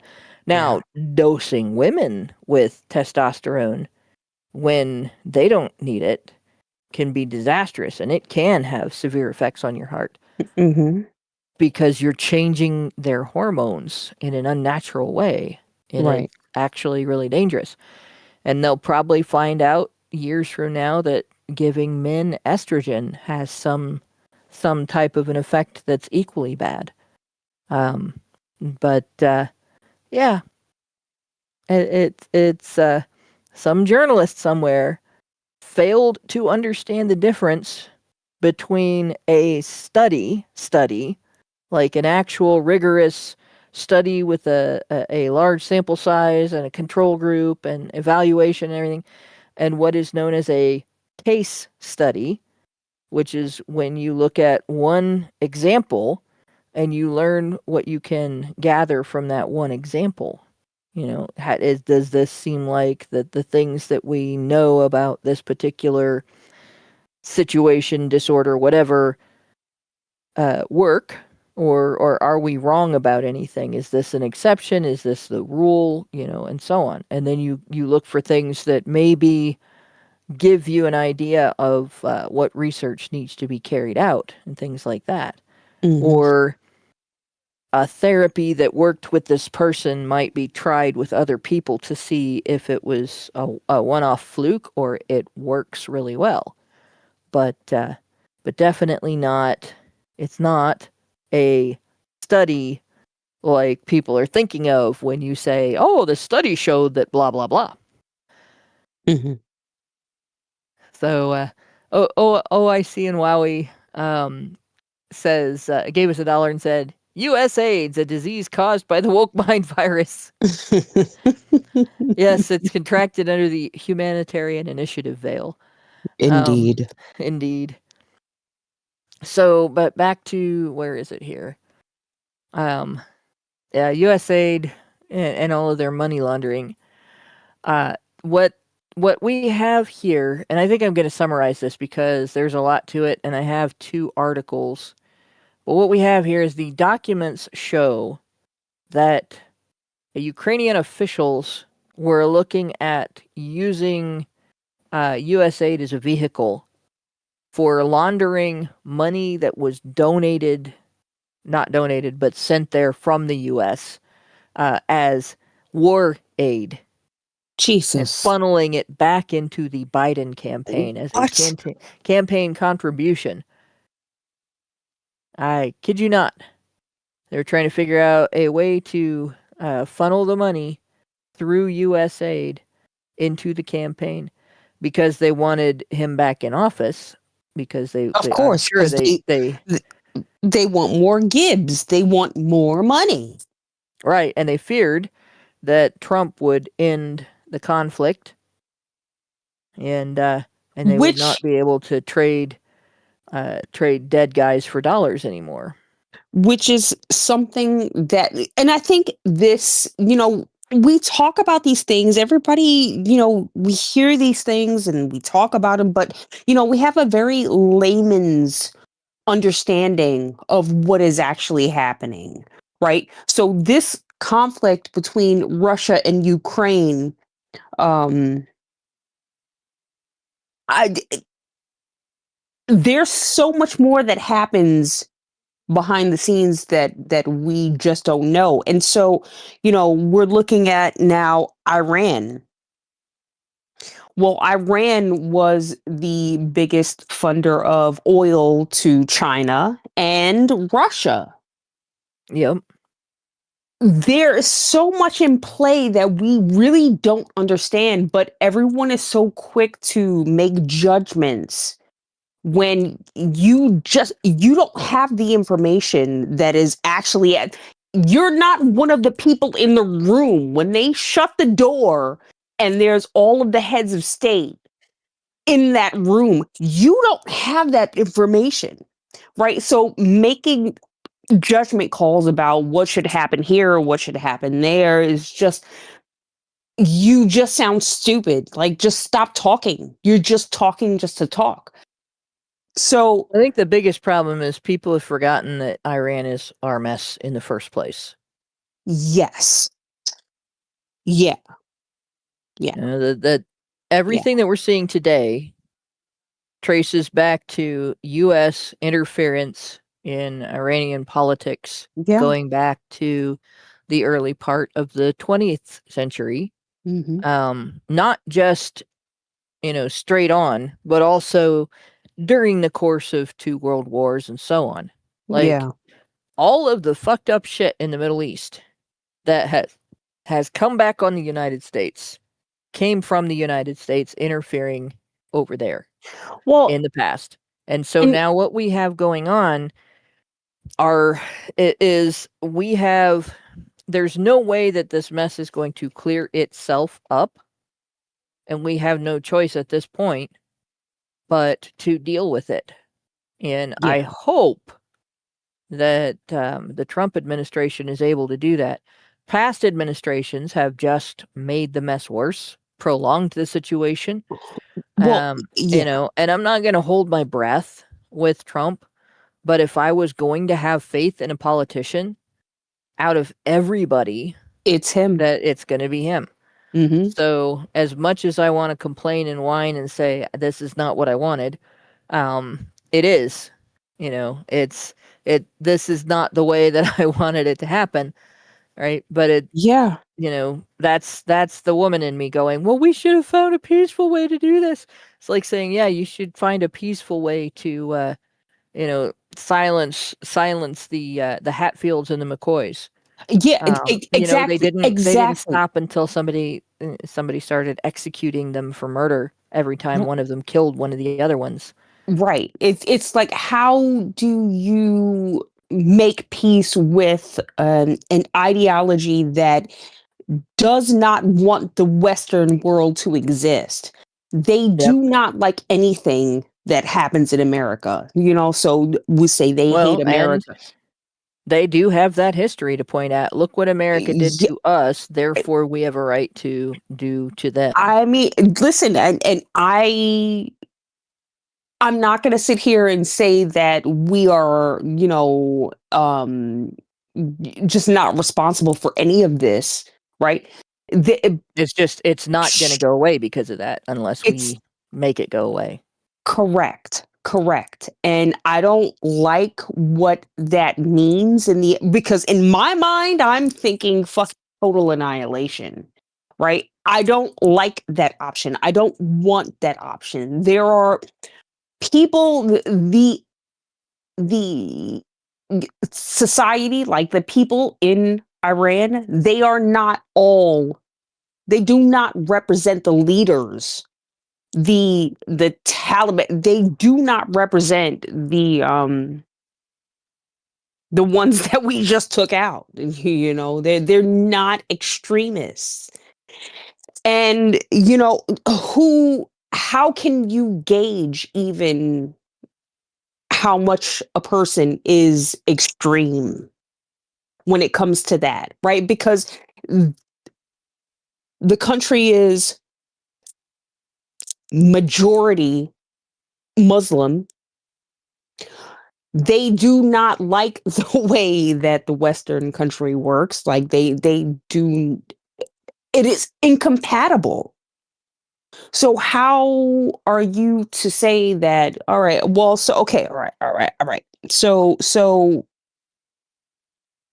even if you don't obliterate the actual people and you say, okay, well, this country can't exist in this fashion, what are they going to do? Are they going to come to the United States and assimilate? Absolutely not. It's Nope. not going to happen. So what do we do? I don't know, I'm sorry, I'm like getting off into the weeds about things that are not really even what we were talking about, but Yeah. But it is the situation, right? And yeah. when you look at it that way, and you look at you compare it to Ukraine, the difference is pretty stark, right? Mhm. And I think we've talked about this before. Like the history behind the current war in Ukraine is a totally different history, and they had good reason to fear that Trump was gonna end that war. Like the people, the warmongers there had good reason to fear that because he had said that's what he wanted to do, Yeah. and I do believe he's still working on that. He's still working on like completely ending the conflict, and this is kind of part of it. There's a lot of corruption that has gone into sending money there, Mhm. and a big part of it was what happened when Biden was president. Mhm. Um, you have to remember that he was he was firmly entrenched in their politics, Mhm. and his son was firmly entrenched in their politics, to the Oh yeah. degree of getting officials fired Yeah. for investigating the company that he was with. Yeah, which which You know, which people seem to just conveniently forget, right? right? And they were essentially shaking down that country in the process for campaign money, and of course, just plain enrichment of the Biden family.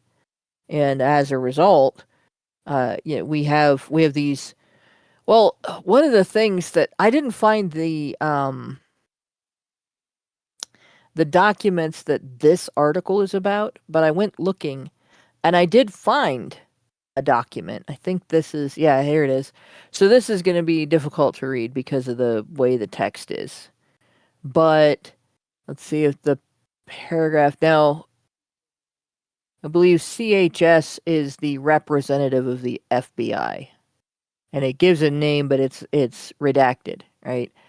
And of course, it says here, CHS might be the whistleblower, but in 2015 or 2016, during the Obama Biden administration, CHS was first introduced to officials at Ukraine natural gas business Burisma. And then there's a lot of blah, blah, blahs there that going over the logistics, where the offices were and stuff. Then we have the purpose of the meeting was to discuss Burisma's interest in purchasing a U.S. based oil and gas business for purposes of merging it with Burisma, for purposes of conducting an IPO in the U.S. Burisma was willing to willing to purchase a U.S.-based entity for $20 to $30 million. And then it goes on during the meeting. Then we're going to get into hard to pronounce names here, but I believe this is Podjarski. Asked CHS whether CHS was aware of Burisma's board of directors. CHS replied no, and Podjarski advised board members included the former president or prime minister of Poland and Joe Biden's son, Hunter Biden. When they were asked about this,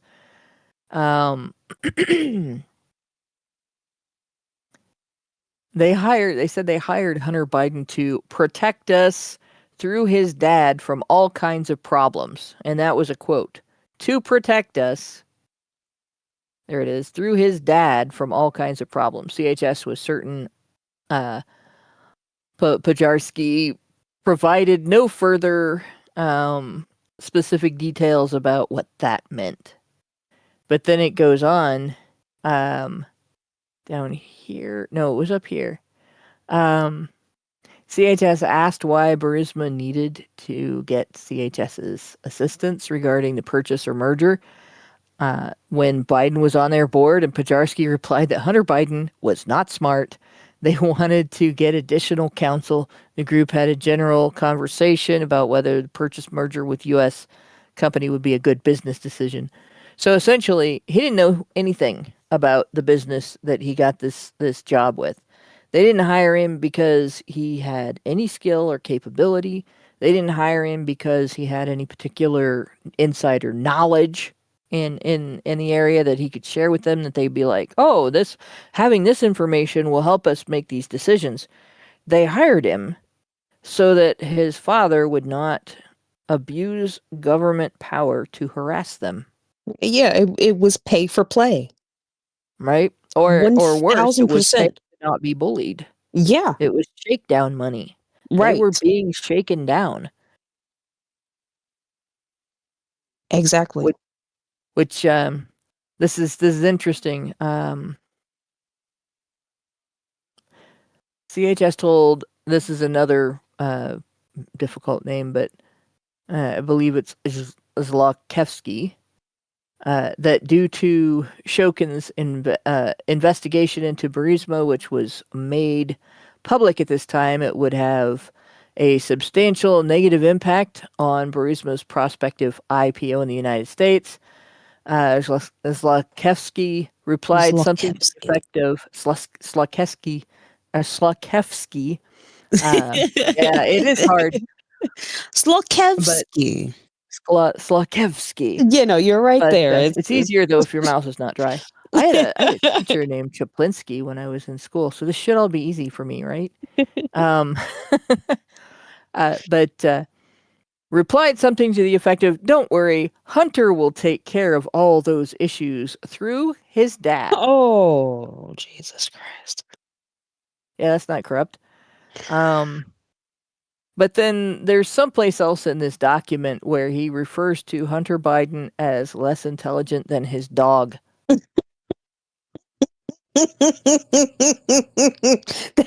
the most accurate fucking statement I've heard. I think this entire year. Jesus Christ. Oh my God. It's like, it's what is it called? An open secret? Right? Where everybody knows that this shit is going on and they all just go along with it just because it helps them. Yeah. And of course, oh my God. Can I stop fucking paying taxes? I'm sorry. I'm sick of fucking putting my money into this country that just disrespects me every fucking point and turn. Yep. And I mean, I am serious. Like, this is egregious to a point where I don't know who the people involved are that need to do something about this, like the federal government, maybe. Yeah, they're all just sitting by and just watching the shit happen, like, oh, nothing's going on. Are you stupid? How Yeah, and it's definitely going on. Like, you look here, this document actually contains the statements. Biden was paid $50,000 and Hunter Biden was paid $5 million. If I got that right. No, it's the other way around. But they were discussing the payment. Zlakevsky laughed at the numbers, saying, it cost $5 million to pay one Biden and $5 million to another Biden. Jesus Christ. CHS, suggested that maybe it was a good idea to not pay them, and not being sure if the money had been paid or not. This paragraph goes through and explains that it had already been paid, essentially, so that everything would be okay, right? $5,000 would Yeah. change my situation. Can you And this imagine is $5 million? holy shit. And this is the type of money that we're talking about. And, essentially, I guess for these people at this level, it's a drop in the bucket, right? What's $5 million between friends? Fuck Right. you. Like, And in fuck this you. paragraph, it's not just $5 million between friends. No. This paragraph directly admits that Burisma paid Joe Biden to get rid of the prosecutor that was investigating Burisma. Mhm. And he kept Hunter Biden on the board so that Joe Biden would do that. And Joe Biden did. He held, was it $1 billion in aid hostage? Right? I am so curious. He Like, held $1 billion in aid to Ukraine hostage for that firing. what do you do with this money? Like, what do they do? Like, I just don't understand. Like, do you have some kind of insane credit card bills that you have to They fucking buy pay? mansions, Wha- they buy yes, cars, they buy security, they yeah, invest in things, they own property. You know, it's disgusting, and so, people always say, like, the more money you make, the more money you spend. And I understand that. But at what point are you just being financially irresponsible with all of this money that you're fucking getting?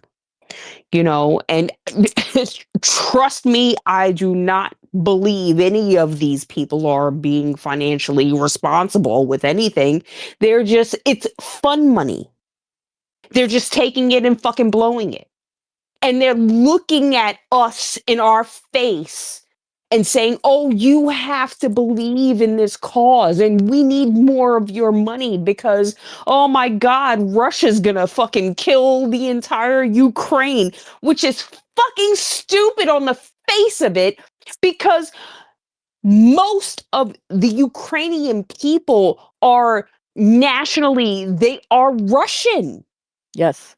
So, And the area that was in dispute, Crimea, the people there actually elected to become part of Russia. yeah.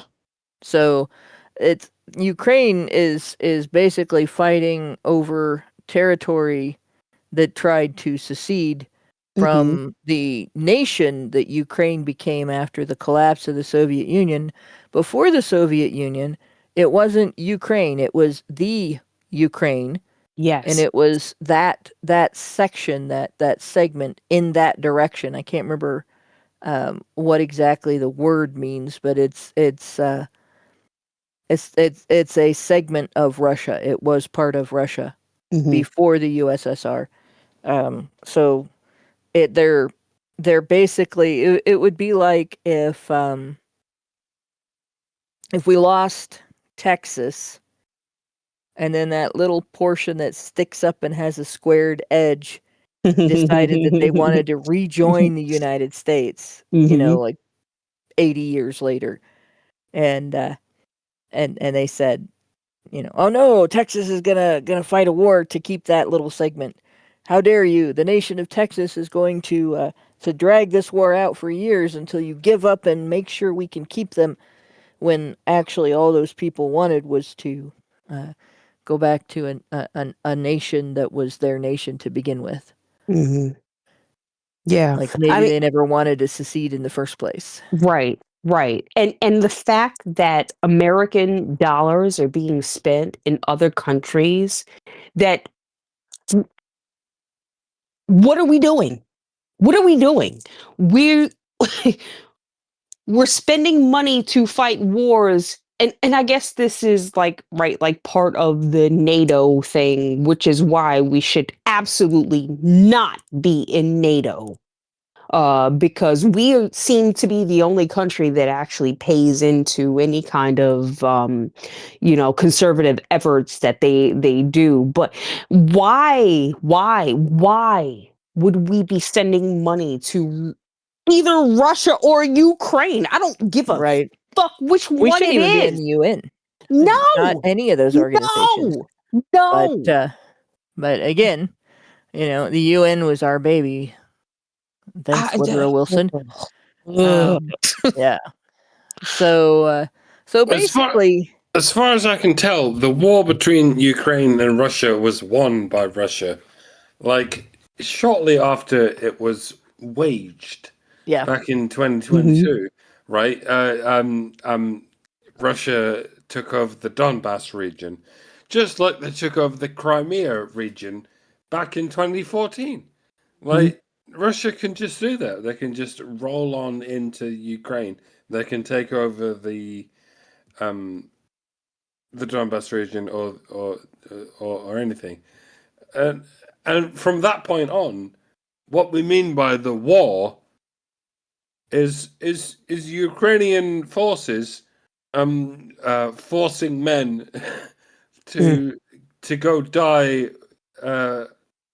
for an impossible cause, Frivolously. Yeah. to try and prevent Russia from taking over the Donbass region or the Crimea region, and like it's never going to happen. And And we've that's established that if they don't go, the Ukrainian government sends agents out to beat them to death. Yeah. That's like it's incredibly corrupt. Yeah. But Yeah, you're right. It's a lot like that time I told people, about when I say I wrestled a bear. I got into a wrestling ring with a wrestling bear, and he knocked me on my ass the first second. Then of course, you flip over on your belly really quick. You have to flip over on your belly because it's part of the rules. They don't want you on your back under this bear. And so I was assisted by the bear's handlers in flipping over, and then the bear sat on my back and chewed on my ass for 5 minutes before the bell went off. That was me This is wrestling such a the more. bear. Yeah, this is such a better version of the story that you always tell. The bear chewed on your ass. He used my ass as a chew toy. Do you have scars? Oh no, he was definitely very gentle for a bear. Oh, But I mean that's he essentially liked he was your using me as a ass. play toy. He was playing the way a dog plays. But Yeah. the thing is, now I wouldn't recommend this to anybody. In that was in 1992, 91 or 92, right? In 2010, that same bear, he mauled one of his handlers to death in his cage, and there wasn't any discernible trigger for it. Well, he didn't. So, His ass wasn't as nice as yours, Hannah. yeah, That's what it was. I'm sorry, but it's just the thing that the Russia Ukraine battle makes me think of is that look, like we say, it's a war. It's a war. Ukraine is fighting a war. Ukraine is fighting a war the way that I wrestled a bear. Mm-hmm. And this was what took my brain over when King Charles was talking to whatever that fucking conference was, and he was like, "Oh yes, there's all sorts of things going on right now, but we really ought to be focusing on we should be giving resources to Ukraine." Even in the event of this Iran war, and I'm not on board with this fucking Iran war or whatever, but there's so many English people who were like looking at that King Charles speech and going, "Oh, wasn't he so good? Wasn't he so witty? Wasn't he making such very good points when he said you should be focusing your strengths on the Ukraine war?" And I'm like, bitch, it's been 4 years. Like, Ukraine lost that war fucking 4 years ago. It was pretty fucking close. Like, all Russia wanted was to take over the Donbass region, just like they took over the Crimea region in 2014. And they fucking did it. But Charles is out here going, no, never mind Iran. No, that's not important. You need to be pumping more and more money into the Ukraine government. Never mind that it's the most corrupt government in the history of everything. No. Keep pumping more money into Ukraine, even though they already lost the war fucking 3 years ago. I don't know why anybody is listening to a bunch of fucking inbred people. Well, indeed, I have some things to say in favor of monarchy, but not when it comes to the House of Windsor. The House of Windsor is indeed a bunch of inbred fucking sausage-fingered knobheads. Yes. Like, I'm happy that my country has some influence, monarchically speaking. But just like I hate my fucking government, I also hate my fucking king. He's a dickhead. He's a communist. He's an Islamist. He's both. Yes, he is both. He is a communist Islamist. Is that possible? Yes. Yes. In cultural Marxism, yeah, it is. Yeah, ask Lenin. Lenin was quite explicit in when it comes to the alliance between communism and Islamism, and that's the unfortunate situation we found ourselves in when it comes to the King of England. I still can't get over calling it the King of England. I was just gonna ask you that. I was just it was so much easier when we called it the Queen of England. Queen. What did they do? I'm sorry. I have to fucking ask. So what did they do with the national anthem? Right? Because you're not singing to the Queen. We just have to say King instead of Queen. We just have to get used to it. And I've been saying this for years now. Like, the moment we change from God Save the Queen to God Save the King, feminists are not going to have that. Because, like, the feminist problem you have in America, we have the same feminist problem in the UK. Twice as worse. And yet, the only reason they've been okay with monarchy over the last 70 years is because there was a queen. And I've been saying for ages, the moment we have a king instead of a queen, the feminists are going to go, we will abolish the monarchy. we cannot be doing with a monarchy that has a king at the head of it. And they are going to abolish that as soon as possible. I'm amazed that there are so many European countries that still have kings. I think there's only 6. It's like Norway, Denmark, Spain, the Netherlands, Belgium, and the UK. I think I missed one, but whatever it is. Like, it's all been buttressed on the British one, because Britain has been colonizing the world for a long time. I was gonna get there. For better or worse, and the only reason we've been allowed to get away with this for so long is because we have a female monarch. This has been happening during this feminist takeover, where everything is fine as long as a woman is in charge. Do you think that's the reason, though? It's got a lot to do with it, and I think now that we have a king in charge, and that his next of kin will also be a man, and that his next of kin will also be a man. The British monarchy is not long for this world. I think the fucking the feminist democratic fucking government is not going to put up with this for long. They're going to be like, we don't want to be ruled by kings, even though those kings have nothing to do with anything, and they have no power. We just can't stand the idea that there's a man who is head of state. We can't have a man being head of state. Yeah, That's that's mental. they're So gonna have to parse that. I'm sorry. Go ahead, finish.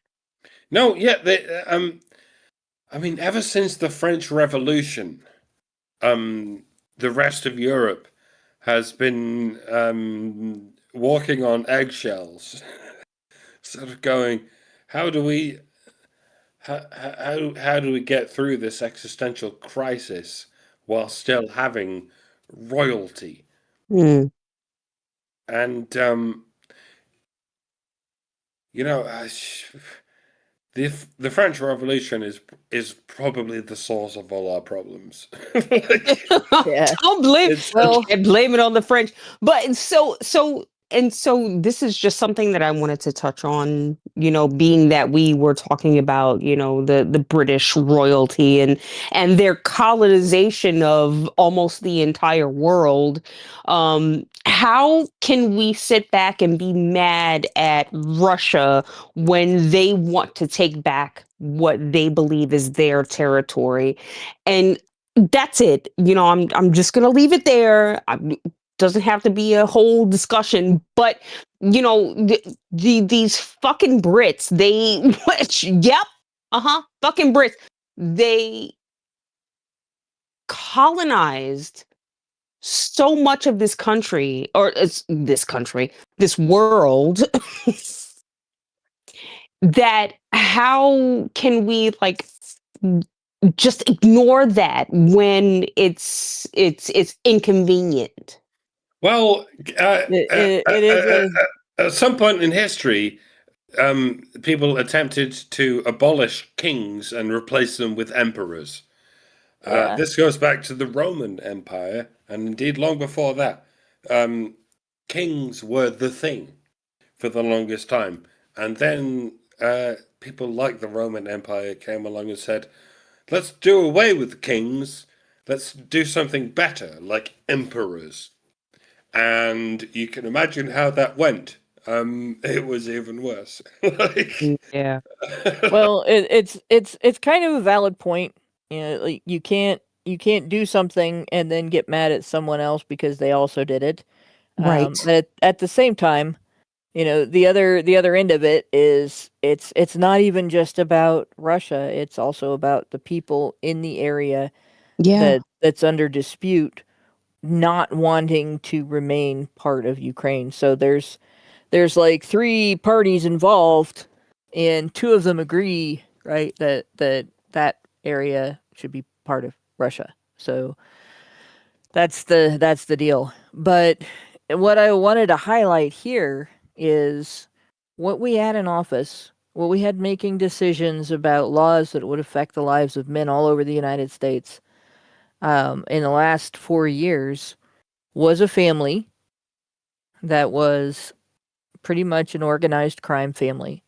And they exploited their government connections and they abused government power to engage in mafia style shakedown tactics against other countries.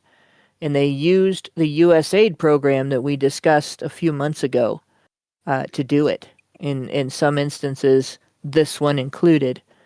And you know, to round out the story, while that investigation was going on, before the prosecutor was fired after Burisma paid Biden to get him fired, and Biden held U.S. U.S. money hostage that was going to be given as foreign aid to make that firing happen. As all that was going on, the firm landed a deal with a USAID program. So you have this going full circle, right? And as I said, those documents, which those will be published eventually, right? Those will be published eventually, but they aren't published as of yet. But just the news has seen them, and this route that Ukraine was taking to get the money to the Biden campaign was USAID. So again, yet another thing that we've mentioned. Further news has come out, and I think there's going to be more come out about this. This is going to end up being Of course. a big. There's going to be a big hole there Yeah. because I don't know that anybody is necessarily going to be held accountable, but scapegoats from that were involved with the Biden crime family. Joe Biden is going to die at home of cancer. And I don't think that the American people are going to pay for his cancer treatment in some federal prison. I think that's all going to be the American people paying for his cancer treatment out of whatever fund it is that pays for president's health care. Well, I mean, Jesus Christ, have we not paid this man enough money? Yeah. Does he not have enough money to pay for his own fucking cancer treatment? And Well, I mean, he got $5 million from Ukraine, so, you know. Yeah, and like I'm not trying to make light of the situation. You know, I don't wish cancer on anybody. I think it's something that happens, and right. So, you know, I have you deal with it. Who are struggling to pay their rent because they are living on 5 figures. God. Right. And it's low end 5 figures. Yeah. Who have cancer. Yeah. And this man, it's not that I don't have sympathy for him and his cancer. It's that I do think that he's probably rich enough to pay for whatever cancer treatment he wants. Oh, absolutely. Absolutely. But in any case, my point being, like, the place that we're going to be shafted for it is in his home, not in a prison system, because I don't think he's ever going to be arrested. I don't think Hunter Biden's ever going to go to jail for this either. No, and that's I think the thing. all of their subordinates will. I don't know. Well, yes, like the lower levels, but there's not a president that is going to go to jail. It's just not going to happen, you know. And all of these leftists were, just waiting for Trump to go to jail. Oh, he got convicted of 37 charges. You fucking assholes! You people are so stupid. Do you think he's going to go to jail? No, because guess what? He has, for the rest of his life, Secret Service duty, which means that you would also have to imprison the Secret Service. That's not going to fucking happen. It's just not going to happen. Get it out of your mind, people. And what they would have to do was they'd have to pull shifts as his security in prison and then go home. Just the way same way they do at his home. But that's not going to happen. It's not going to happen. And it's not going to happen for the presidents that you like or you don't like. Right. So that's pretty much all I wanted to cover today. I mean, I had some other things that I could have gone over, but they weren't quite as solid. Like the connection to things we talked about, I would have had more explanation to give. And it is like almost 9:30. So I'm going to cut the show short. It's not short, it's 2 hours. It's not 30 already. I know. I've like dragged you guys through a whole series of stories here. So, but it's always we'll probably next week we'll probably get back into the article that we were reading previously, the incel trap. Which we may have to backtrack a little in it just to remember where we were. But this is the one where the writer had interviewed some incels and was essentially making fun of them. So when we'll finish that, we won't be probably done with it next week, but we'll finish that in the next couple of weeks. We have a super chow. We just got a super chow. Super chow! It's a good long one too. Dark Kikumura I was gonna say something dirty, but I'm not going to do that. Oh wait, there's two that came through. All right. One of them says it was earlier, but they both came through just now. Richard Beer gave us $5 and said, when people are talking about how much they hate the rich, why don't these rich people ever fall under that categorization? Pretty sure Asmongold doesn't draw that kind of hate. And then he gave me a link. Caleb recommends Asmongold spend $2 million a year. Oh, he recommends to spend if he has that much, like, yeah, he's one of the rich people. I literally this year I found out about Asmongold. I had no idea who this person was. And so I started getting into his content, and I like his opinions. I really have not heard anything different than what I actually believe. I'm more taken aback by the amount of money that he might possibly actually be making. I don't know. I don't pocket watch people, so I don't know what the fuck he makes, but he's not broke. He doesn't have to do anything for the rest of his life. He could stop streaming right now and be good. Yeah, here's the thing. If people are working and they're earning that kind of money because they've created something that people like enough that it results in that level of income, there's nothing wrong with that. Yeah. It's just like, I don't begrudge stars that are entertaining making that kind of money. Mm-hmm.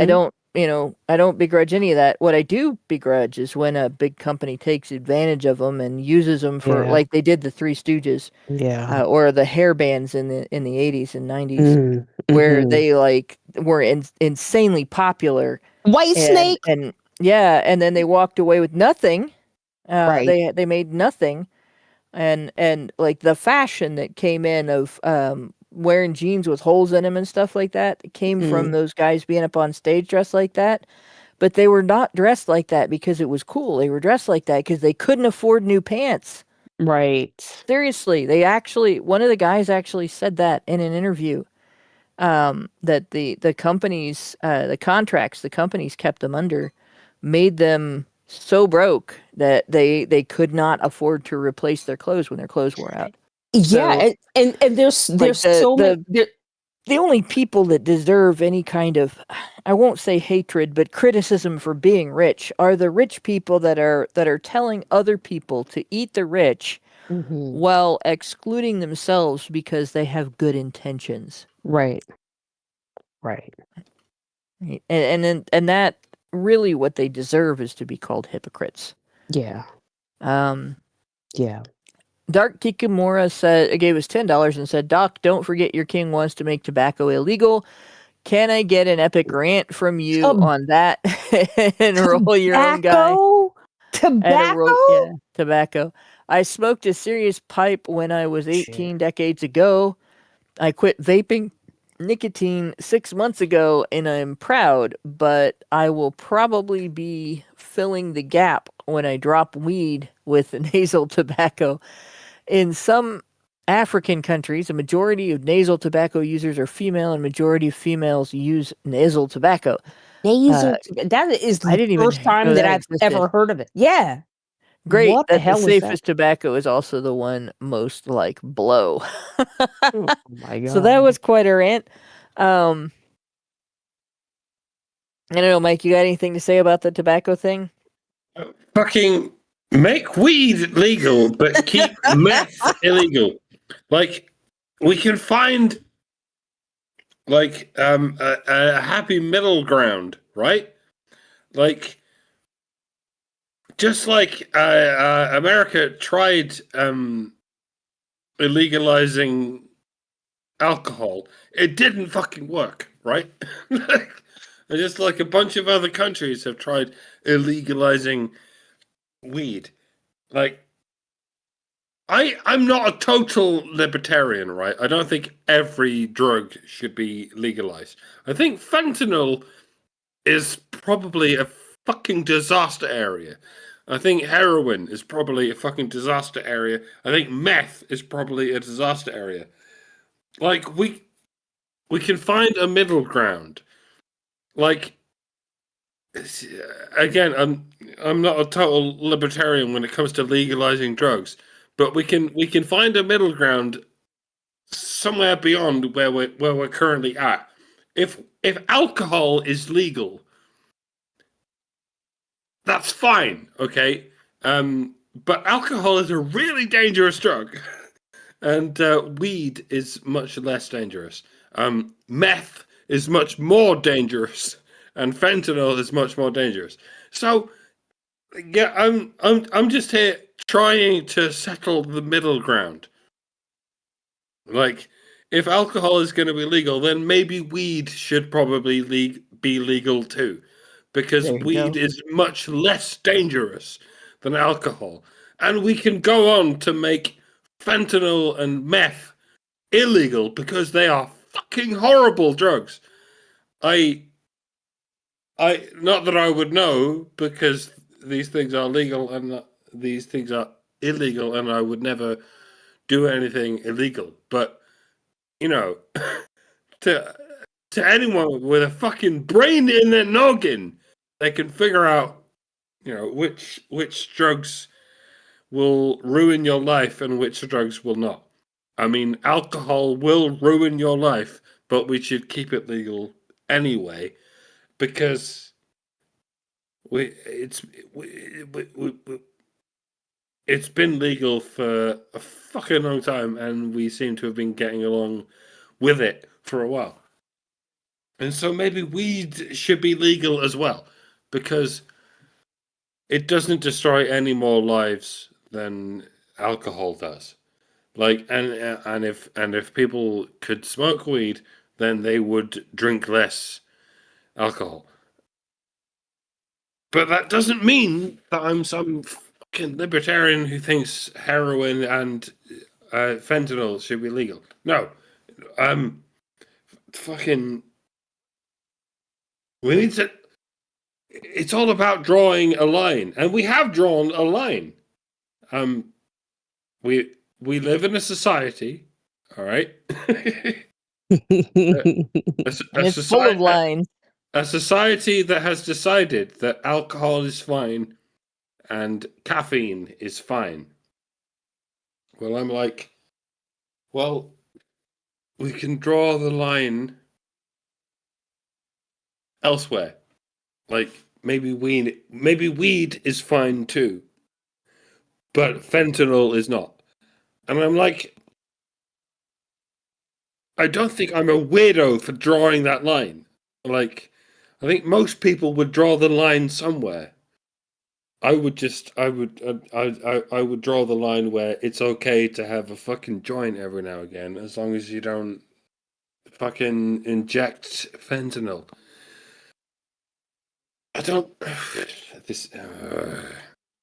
Yeah, you know what's interesting, right? If you are trying to use a drug that comes in a pill form, or that you inject, comes in liquid form, and you inject it on the street, and it turns out to be laced with fentanyl, it can kill you because the dose is not measured properly. It's just put in there. It's just cheap ass enhancer that increases the strength of the drug while cheapening the ingredients list, essentially. And so when manufacturers, makers, whatever, put that in there, they're not being careful. They're just They're just, winging it. But if you're in the hospital and you have had a surgery and you have your pain and you have the pain medicine, whatever pain medicine they have you on, and the pain medicine is working, but you have something that they refer to as breakthrough pain, meaning it still is at a level that's high enough that it's unbearable to you. They give you a bump of fentanyl to tone it down.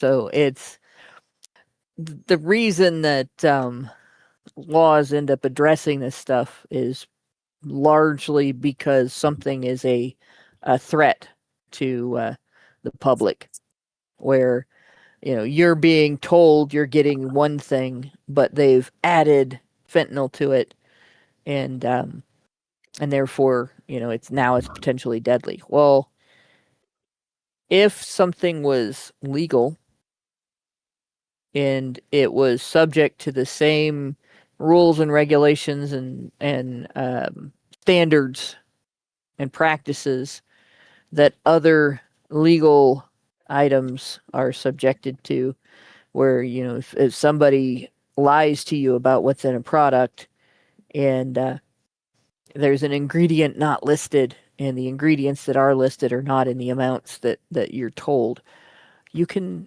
you've got a recourse to sue the shit out of them, take all their profits. Unfortunately, what we've had in the United States, we've got this history where if somebody is selling something like that on the street, yeah, they go to jail. Yep, fentanyl can also be given as an epidural. Richard Beer pointed that out.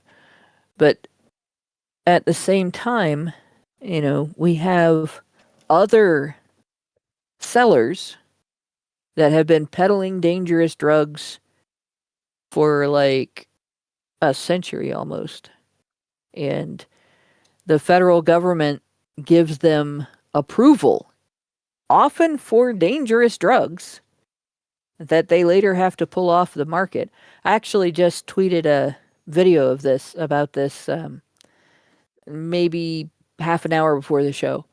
And we were talking about it because it reminded me that in the 70s and parts of the early 80s, Quaaludes were legal. You could be prescribed Quaaludes as a treatment for certain conditions.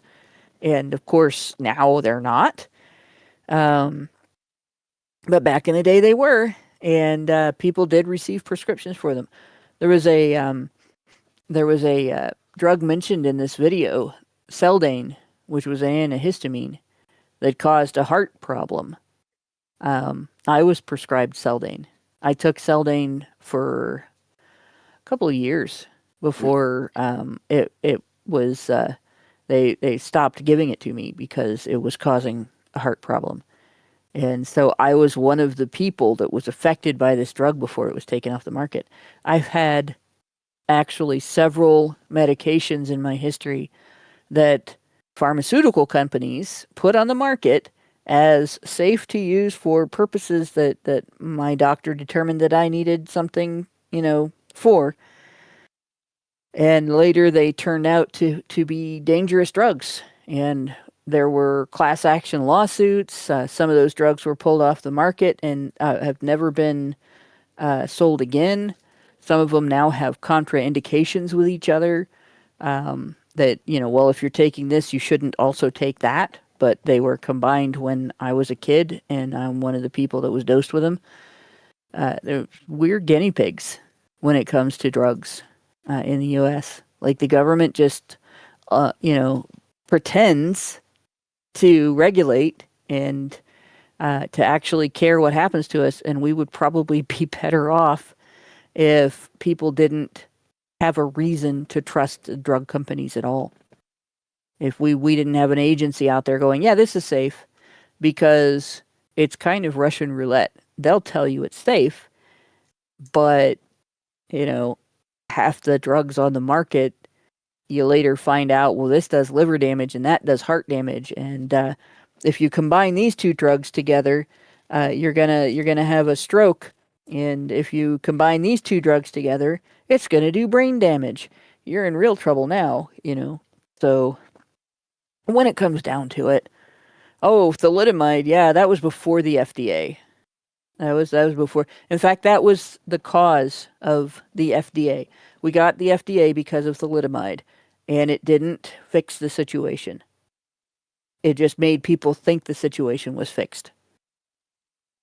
And drug companies are still putting drugs out there and telling doctors they're safe to prescribe to their patients, and they're not.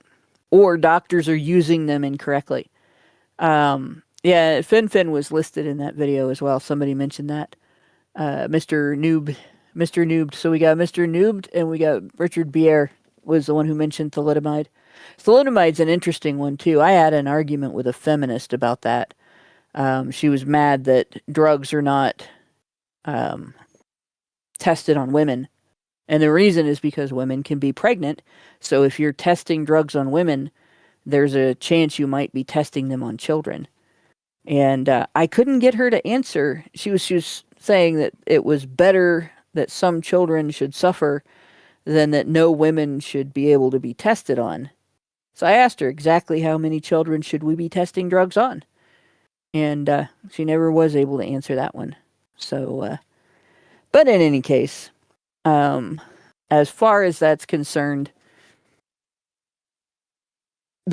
honestly, I think that the libertarian position is probably the best one, because when you lull people into a false sense of security by telling them that the government is protecting you, when the government is doing no such thing, you end up with a lot more deaths. Whereas if people are less likely to trust these companies and more likely to retaliate if the companies do something wrong, you're a lot safer. But like I said, it's late, and with that, I'm going to call it a night. So thanks, everybody, for listening. Thanks to all my co-hosts for the interesting conversation. We have provoked the thoughts enough for one night. And thanks, Brian, for sticking out this long haul. It's now almost a 3-hour sausage. Good night, all. Men's rights activists are machines, dude. Okay? They are literal machines. They are talking point machines. They are impossible to fucking deal with, especially if you have like a couple dudes who have good memory on top of that too. Holy shit, you're fucked.